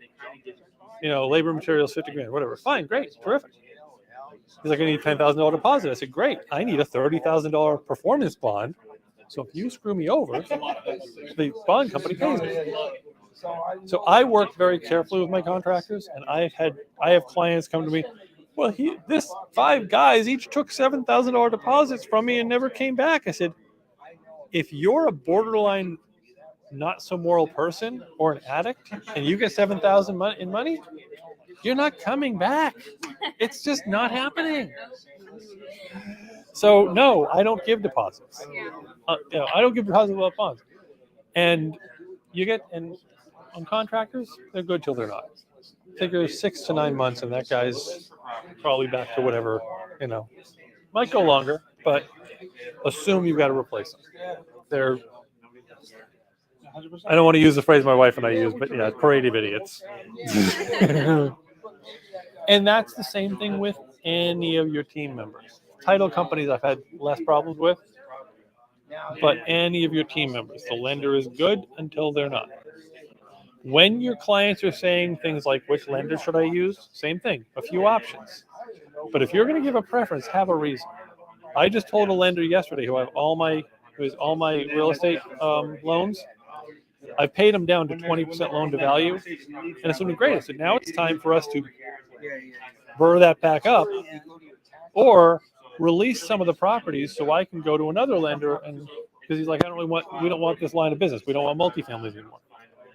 And he's like, but no, we have your 6 properties. Why are we letting them go? I said, well, 20% loan to value versus you're letting people in the door at 80%. And we're going back and forth and having this argument. I'm eventually going to win that one, I know. But I said to him, unfortunately, this conversation makes you the one that if I'm asked what bank to go to, is, well, here's the problem with this one. So make sure you have a good reason. Like I know your bank and other things because you're young. Join a credit union. Credit unions are awesome. They're good. They give you money easier. Yeah. You're kind of a shareholder. So you get bonuses, but also the longer you're with them. My wife still has her credit union account from New York State from 1992. We can't do a lot with them. But if we need a car loan, they're our first call. I'm getting 6% down here. I'm getting 4.5% up there. Because you've been with the credit union so long, you kind of build this something. Yeah. All right, guys. Thanks. Sorry to tie you up so long. See you later. Thanks. Anytime. Bye. And Brian, another. He's been a realtor for how long? Are you a broker too? Yeah. Okay. Thank you, Brian. Yeah, I keep trying to steal you there. I'm sorry. So you guys Any questions? No, I'm good. Everyone here is pretty much giving me good information. I wanted to ask, what do you do when it comes to like snow shoveling and stuff? Do you hire somebody? Well, I always have to have a few names for snow shoveling. In my lease, snow and grass is on the tenant. But if they don't do it, the city's going to make me do it. They're going to give you a ticket at least. Here's why you want snow and grass on the tenant. Okay, let's say you go and shovel for somebody. By the way, if you're a multi-unit property, like if they don't have their own door to the outside, they're never going to do it. 6 unit, 20 unit, doesn't matter. They're just not going to do it. But let's say, so we go there and we shovel the snow. Right, that's what I was like. And then it melts, comes across the sidewalk, refreezes. Yeah. They slip and break their ass. Not my problem. In your lease, snow and ice is on you. So I do as a favor. We all know I have to. But it's still falls back on me. Nice. it's like push that liability. Everything for me, like I was telling you ladies, LLC, I've had one since I was 14, 19. LLC is about, it's all liability protection. Kid jumped off my third floor. Yeah. What about dumpster removal? I heard you guys saying something. You guys don't have like your own dump truck yet? We haven't bought that yet at this point. Let me know if you need a dump truck. I got one. What? I got a dump truck. Yeah. I mean, I can rent it out at least. Yeah. Well, here, make sure we know how to reach you. You already have my card. I have your So just pop me a text message. Yeah. I'll send me a text right now. Yeah. Digital is better for me. Sweet. Me too. And, yeah. And I mean, we're looking. What we're doing right now with REC Real Estate Community Network is we're developing partnerships with guys like you who have the equipment. And what we're saying is real simple. Give our members a couple points discount. Give us 10% of whatever you bill them. And once we've tried you and know you're good. Right. You know what? I'm not telling anybody a story until I know you're good. But then I'm going to have one or two. Like I might have two dumpster guys just because that's a different industry. But like flooring, I might do one. I've got one guy. I might do a second. I don't want too many because I don't want to diffuse the work. But then somebody calls up, hey, listen, Tony, Bill, go take a look at the flooring jobs. Whichever one of you gets it, RECN gets 10%. Right. Nice. Yeah, I just wanted to ask you about a couple of those things because you brought them up. Hey, go check out this property. And so I went in there and I'm like, yeah, I'm a contractor. Oh, should I just send you a quick text? Yeah, that's fine. Yeah. Right, so it fell out of contract. And I went back to the seller. I'm like, hey. Everything with me, I grew up in a family that, well, my parents came from nothing but became professionals. And my sister and brother-in-law are attorneys, so everything's about liability protection. So, like, I'm all about it. Push the liability off, push the liability off. Yeah, I mean, and so it's really important. Any other questions? That was really I was just glad I came up, man. Thank you. Yeah, thank you. We're here every month. Tuesday nights we teach wholesaling at 7:30. Mike. This guy had it locked up. I think it's 7:30. I'll check it. I'd like to buy it at $60,000, and then we signed it. And then, Our class is 7:30, right? Tuesday nights? Yeah. Yeah. Yeah, Tuesday night, 7:30. Tuesday, okay. Yeah, and it's live. And you said it's once a month? It's once a month? Here's once a month. Tuesday nights every week. Oh. Yeah. Live.rec. Oh, wow. You sent me, you reached. Okay, cool. I've got autoresponders on that one. I'll give you my other numbers in case you need them. I was like, whoa. Because this one's the broker Right. This is my direct line. So, but it doesn't matter. They both come to me. But yeah. Thank you. I see you. Yeah, I appreciate it, man. Thanks. I'm out again. Nice to meet you. Usually, if I like talk to a lawyer or whatever. No, we only do like we do stainless steel appliances, granite countertop, everything brand new. The whole place. I don't really believe like people come to me.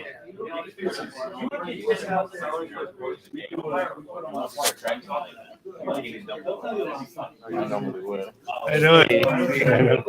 Any questions? Brian probably already caught you up. So Yeah, he told me a bit about it. I was just showing him this app. I was telling him how out of shape I am. And he's got this thing that stay in shape. Yeah, it helps you count your calories on here and how much protein you have that's for cool. the day. So, like, I was showing him that you input what you eat, and I normally eat at Chipotle because when I'm working at, and it tells you how much protein you had, how many carbs you had. So, like, because you don't need to work out to lose a little bit of fat, you know? Oh, yeah. Like, all you need to do is That's the name of the app. I'll think about it. I want to get healthier. Yeah. You don't think about being healthy when you're younger. At least I didn't. And now you're 50, things start breaking. Yeah. Protein is why I wear the jacket. It hides the gut. Yeah. You're still young. Come on. Man, you only got 10 years out of it. That's not, I think they're going to start breaking really soon. Warranty to bring out, man. Yes. Why are you He has questions or something, reach out to us. Yeah. You were telling me something on the text message about a group like meets on other days or something. Right. So basically, I'm gonna run the fence. yeah. So Tuesday nights we do a wholesaling class. Oh, okay. This is all on Zoom. Okay. We are going to do a live one as well at some point. Right now, Tuesday night 7:30 live.recn.us. So I'll just pop you a text message. I'll send it to you. Okay. And then Wednesday afternoons, Ryan and I teach the students we already have. But it's probably sitting on that one too. And then we also do randomly we do other training on real estate licensing and whatever. And Mike's always putting up video clips. I'm always putting up video clips to really just talk about different topics. You know, I'm gonna jump on tomorrow and talk about how to calculate cap rate. You know, how you should calculate cap rate and how most realtors calculate cap rate are totally different. Most realtors don't take out maintenance, vacancy management path. Well, if you're doing a rental and you didn't take that into account, if you've got a scale like Jamar, if you've got a crew like Jamar that you own, because he's already paying the salary. If you're you or me hiring a third-party crew, it's going to matter. Yeah. I sent somebody over to put a door in, that's going to be $150. So I teach that kind of stuff. So we all, but Tuesday nights at 7:30, we do a wholesaling class. Okay. And that's for people who want to join venture with us and team up with us. If you just want to learn and go off on your own, we have a paid class that we're setting up for that. The JV one is free. And if you find a deal, just call us up. We'll run all that numbers. We prefer to JV with you before you sign with the seller, because most people do the math for that wrong.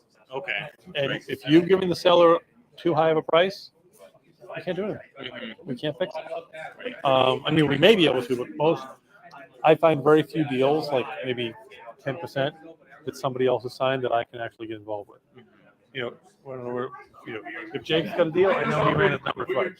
Chris got a deal, I know he probably ran his numbers right. So the numbers, because I'm originally from the KC market, and the ARV discount here that you guys use, is it more like a 70%? Yeah. Okay. Yeah.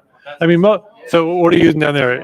Higher? A little bit higher. Yeah. Yeah. Well, a little bit lower now that because the market's like slowing down a little bit. Yeah. But last year, like it was more like 75.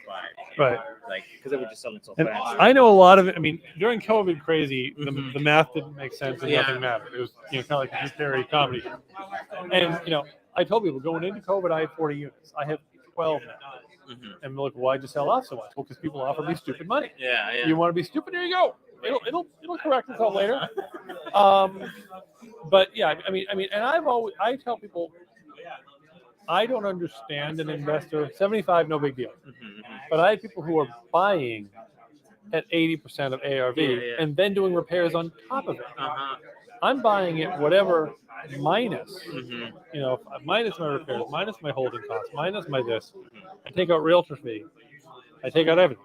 I want that 30 isn't going to be profit at the end, but I want that theory that 30 is profit. And that way, when things go wrong, I can chew in.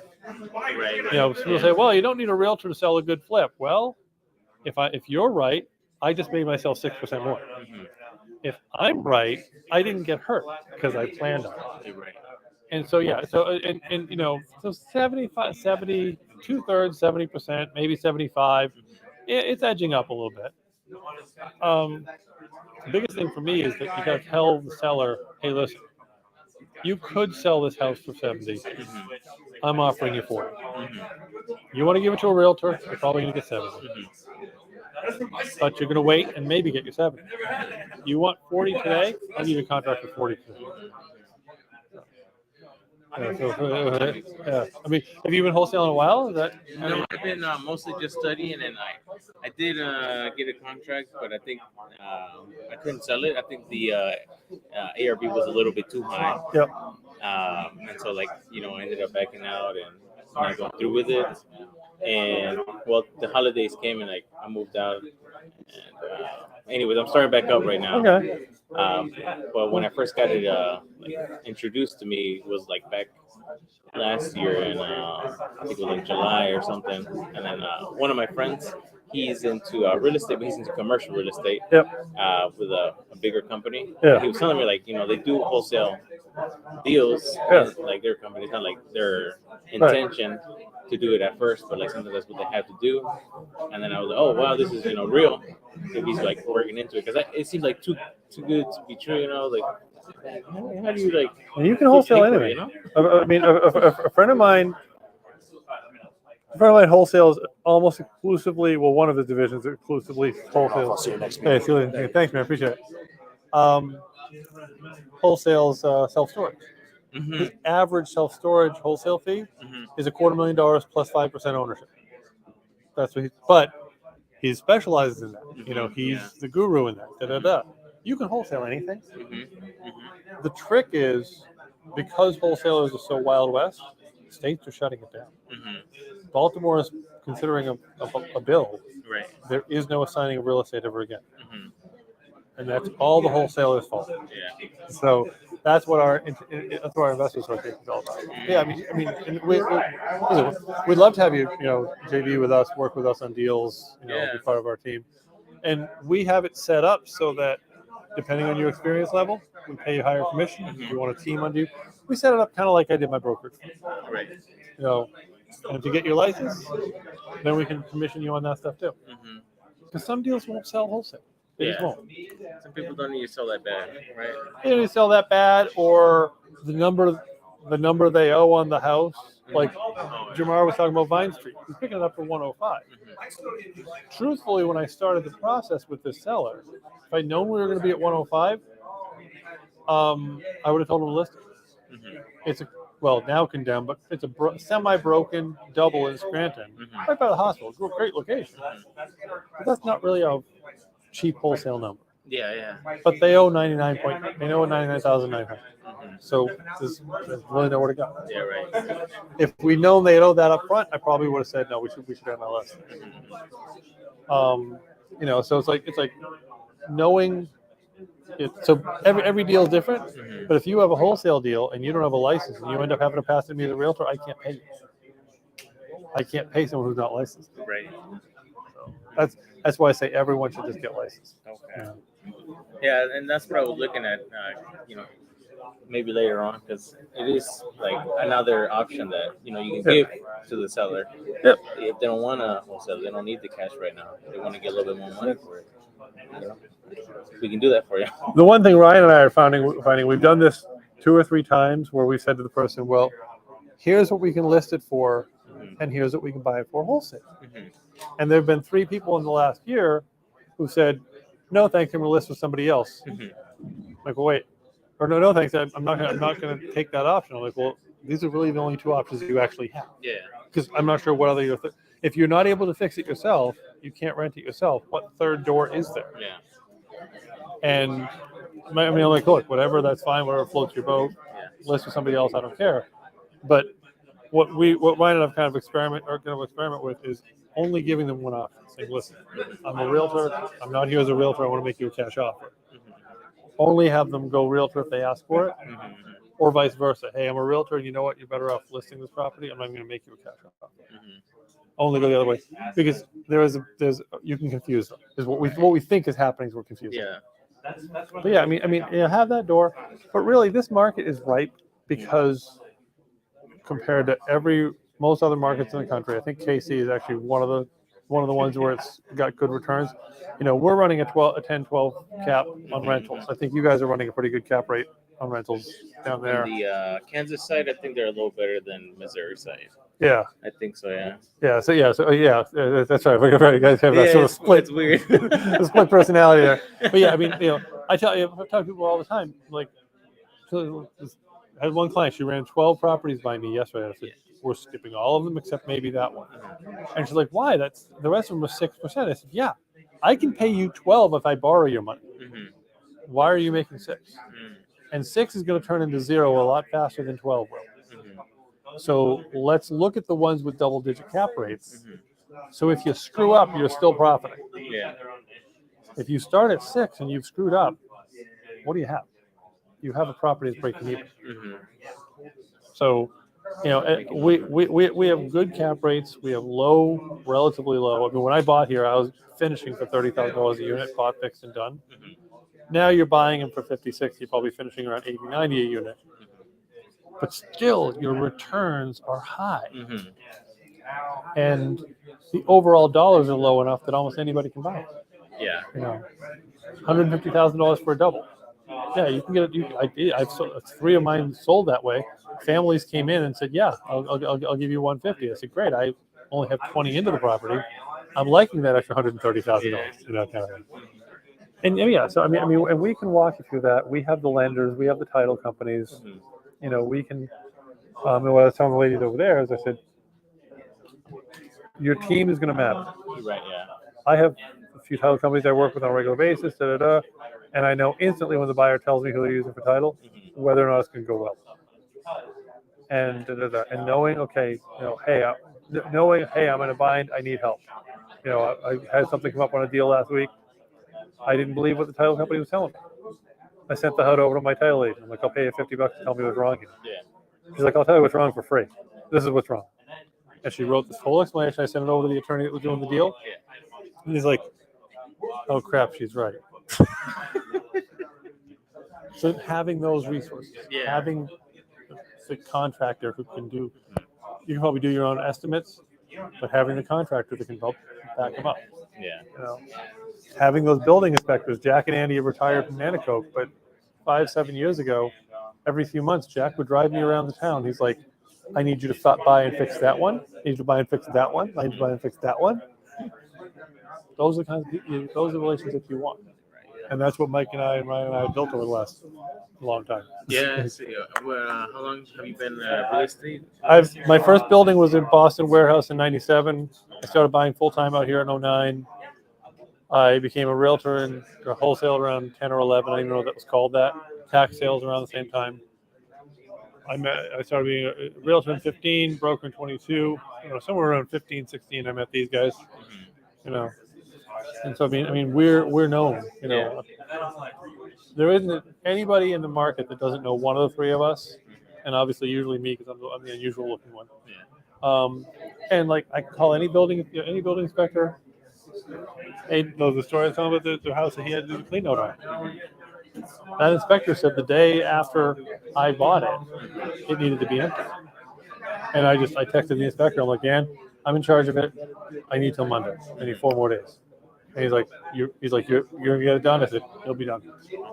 He's like, all right, no problem. He wouldn't do that for the owner because he didn't know the owner. Yeah. Right. Dan's known me for 15 years, and I've so many different stories where some shit's gonna go down. Cops are gonna raid a building. Inspector calls me first. You know the owner of that building? Yeah, kind of. All right, call him and tell him we're going to raid. He's got to fix the problem before we do. Okay, cool. And in that case, I texted her. She's like, oh, no, that guy just has lots of friends. I said, sweetie, 5 minutes is drugs, 20 minutes is sex. Get your head in the game or get out of Wilkes-Barre. I know it's better. So, yeah, so, I mean, we can help you however, you know, I don't want to babble on, but we can help you however you. Yeah. No, I'm glad it came. You know. Because you know, those people that kind of want to be around, like being in the same headspace, you know. Yep. And there's a lot of good meetings. There's a lot of meetings around. Ed.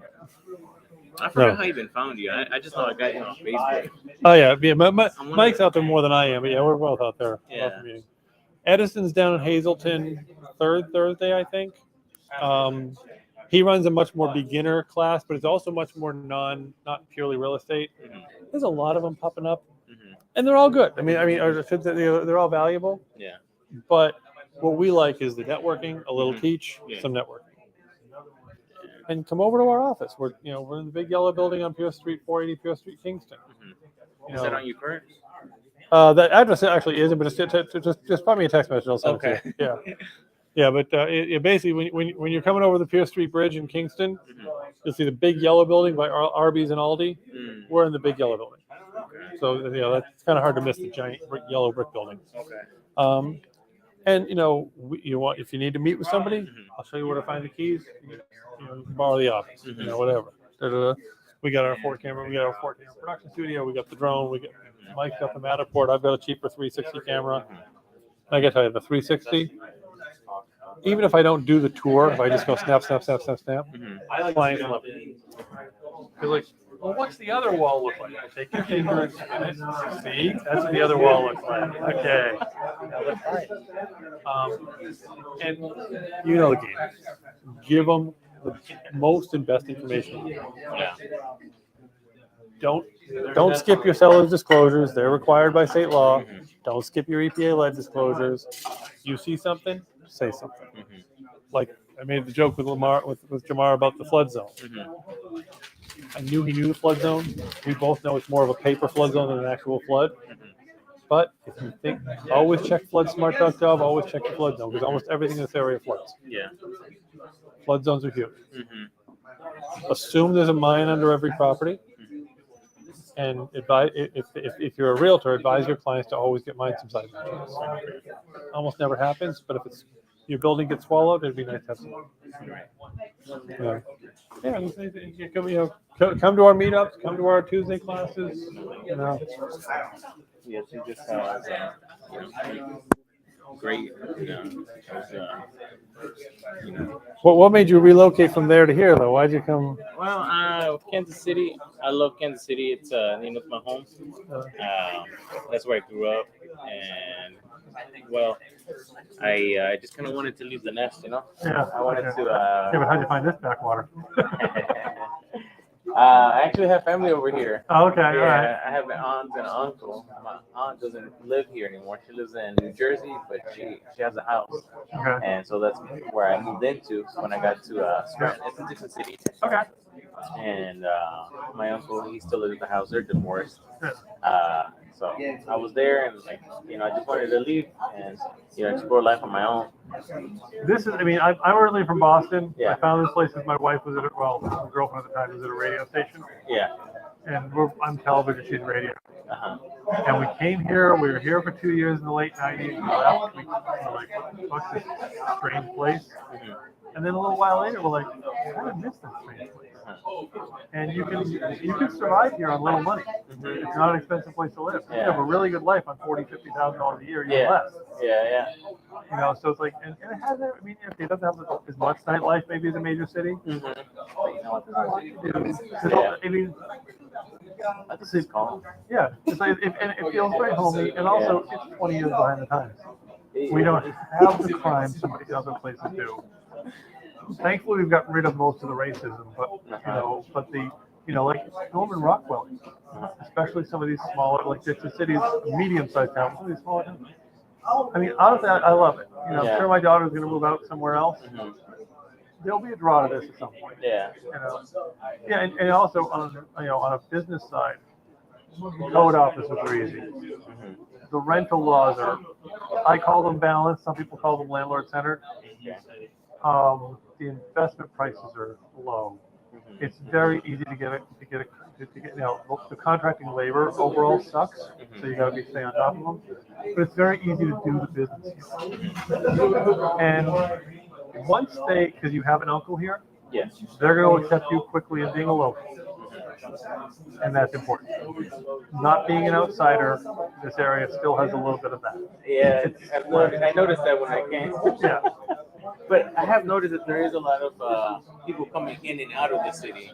Yes. Like, it's crazy. Like, probably half of the people that I've met are not from the city. Oh, yeah. When I first got here in '97, I think I started looking around 2002. We came back after 9/11. My girlfriend's pitch to that was, I had some friends in the towers. Come to Wilkes-Barre, they'll never bomb Wilkes-Barre. I'm like, yeah, they probably will. They should. There's a lot of Wall Street monsters out there. But I know all the founders of PBS. I work PBS and all the other network bullshit most of my life. And I call a local BIA up. Are you John Franco's son from Pittston? No, I'm not. Oh, well, then we have no need for you. I'll be sitting at the door next week. You're probably more qualified when you're building. Yeah. It's less so like that, but once you're local, they don't hassle too much for shit. They just call them up and say, tomorrow. Once you trust you trust. Yeah. And you'll get to a point where building inspector will call you, hey, go look at that house. Anyway, I don't want to tie you up. I'll land with you. Yeah, come on over. However we can help you. Well, definitely you'll see me again. I'll be back. You won't hear from me on the phone. Yeah, all right. Anytime, man. Thanks. Thank you. Appreciate it. Thanks. Bye. You're not paying your bill. We're paying your bill for you. Come on, guys. You're not paying them because I told them we're paying for you. Oh, well, she gave me this, so I wasn't sure. I was, okay. You guys came all the way down here. Appreciate it. Thank you. Oh, if you wasn't even going to tip yet, come on. I'm going to tip the server. Thank you. Yeah, I appreciate it, man. Thank you. Yeah, that's good. I'm a little nervous, but. Yeah, you did good. Yeah, you did great, man. And that's out on YouTube. We'll send you a link to it. You can, hey, look, I'm on TV. And we also started doing video podcasts now too. But yeah, if you ever know anybody that is doing a meeting or something, we can bring the rig over. Nothing to it, you know. Yeah, all right. So so the one in Scranton, they go to that email. I mean, that one might have already flown away. Scary, but I'm sending you first.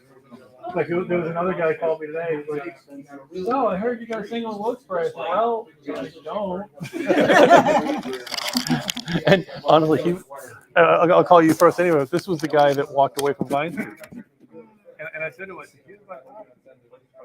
If we're to the day of you're going to walk for a fixable problem. I'm not saying I don't want to talk to you. I mean, anything happens. There's always reasons to walk. But that was what I was thinking. The roof blows up. Okay. You're the only crazy one. Benny calls me 10 o'clock at night. Steve, I love him. I'm really surprised because we've gone back and forth on the bank. Like, well, we want this, that. You know how many DocuSigns you've done? Like, are we really having a conversation? Like, they want to redo it the day before closing? He's like, just I'll do it. I don't care. Yeah. But Jamar's DocuSign fingers get tired. I haven't called around yet. And if you sign her stuff, I don't want to know about it. Yeah, I just saw that. It was like 4 different things. Yeah. No, but like on the FHA You side. yell at me like, sign your DocuSign. I'm like, okay. I'm not yelling. I don't even read it. I'm like, okay. Yeah, and then you get mad at me. What was the mortgage on that? All they've been doing is it didn't have the zip code added. Their underwriters are just going, snip, and I'll just grab whatever I think is the latest one, and maybe it's a step back. Well, now you got to do it again. I'm like, oh my god. But one thing about Bennett, and that's what I love, your seat gets us to close. Oh no, I already sent him. I sent him my whole portfolio. ESSA Bank has a bank portfolio now. I got 3.5%. But I'm down at 20% loan to value. And I called him up like, how do I access the rest of my value? Well, we'll give you a $100,000 line of credit. I'm like, dude, we're talking about $1 million here. Well, we don't have to do anything. I said, no. I said, and whether or not I leave you is a question mark. But I said, if you want me to consider you a partner or an enemy.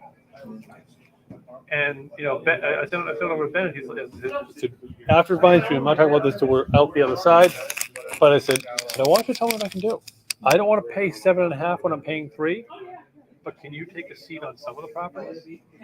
And so now I said to ESSA Bank, I said, keep 60% loan to value and free me the rest. Well, no, we gotta keep 90%. We gotta keep more. I said, a new customer gets 80, and a guy who's been with us for years gets 60. I never understood that. I really don't. So it's with a guy like this, and you call Ben, he's always, hi. Don't you have other clients? He goes. And he's nice, but let him not. He gets, the reason we're with Betty, him in Toronto, they used to bump fucking eggs. Yeah. He's like, find some fucking body. Now, the other guy, I love Betty, and I use her for 90% of my stuff.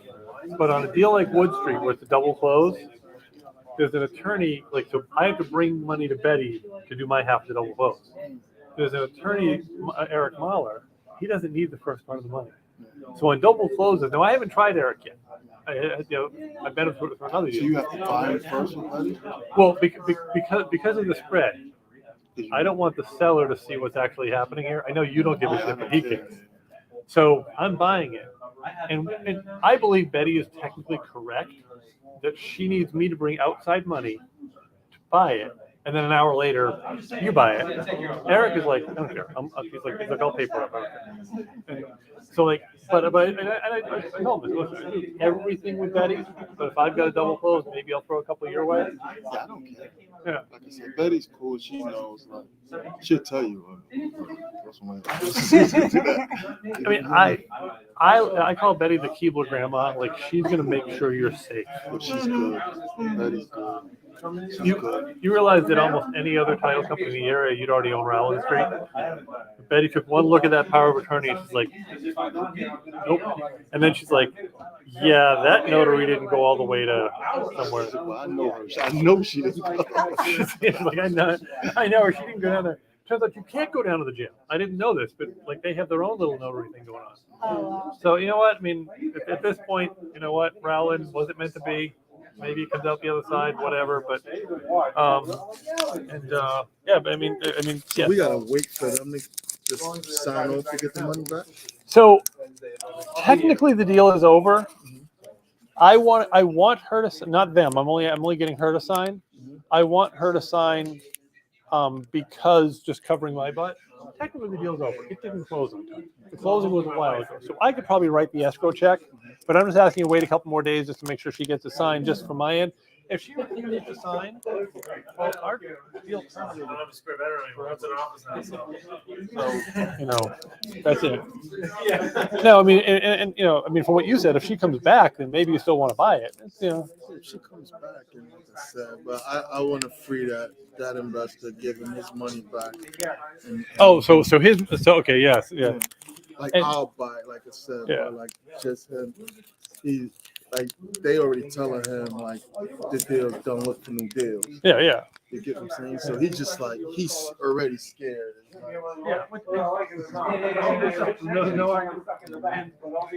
As far as that, I used to own 148 Barney Street. It doesn't get wet there. It really doesn't. That building never gets wet. But like I said, we own it a lot. My mother owned the lot, the house across the street. Oh, yeah. It never does well. Elizabeth Street never. Yeah. Yeah. In the 70s, I guess it did. Yeah. But Now, since we're talking about this, where the silk mill used to be, across from Shields. Mayor George, I had that under contract. The buyer didn't do it. Mayor George called me up last week. He's like, Steve, can you do anything with that? Now that is 9 feet below flood zone, below the thing. You have a building, it's one thing. You have an empty land. It's, you know, most lenders are going to tell you, haha, no. Maybe we can find some way to do something. Because what I want to do is I want to do self-storage. But, you know, we would have to find a cash investor who wants to do it. Because you and I, you know, we all know it's not actually getting wet there. It's paper wet. But, you know, so just because Mayor George called me last week. Also, and I don't think this one's a play. But Friday afternoon, we're going to the National Bank building on Public Square, the big gray one. You want to come along? If there's a way we can do something, it comes with a $250,000 grant. I mean, so it's like Mike and I are going, I can't see how we're going to make money, but we'll go see. Anyway, man, get everybody home. The baby needs to sleep. He's like, what's this real estate crap? Thank you, guys. We should get together next week for dinner or something, or lunch or something. Kind of hang out. Yeah. Appreciate it, guys. All right. Thank you, man. It's been a pleasure. I will put up the podcast probably tomorrow. But I kind of like bank After I do my closing, so I'll be late. Very nice meeting you. Nice meeting you. Hey. Talk to you soon. We do something tomorrow? Be good.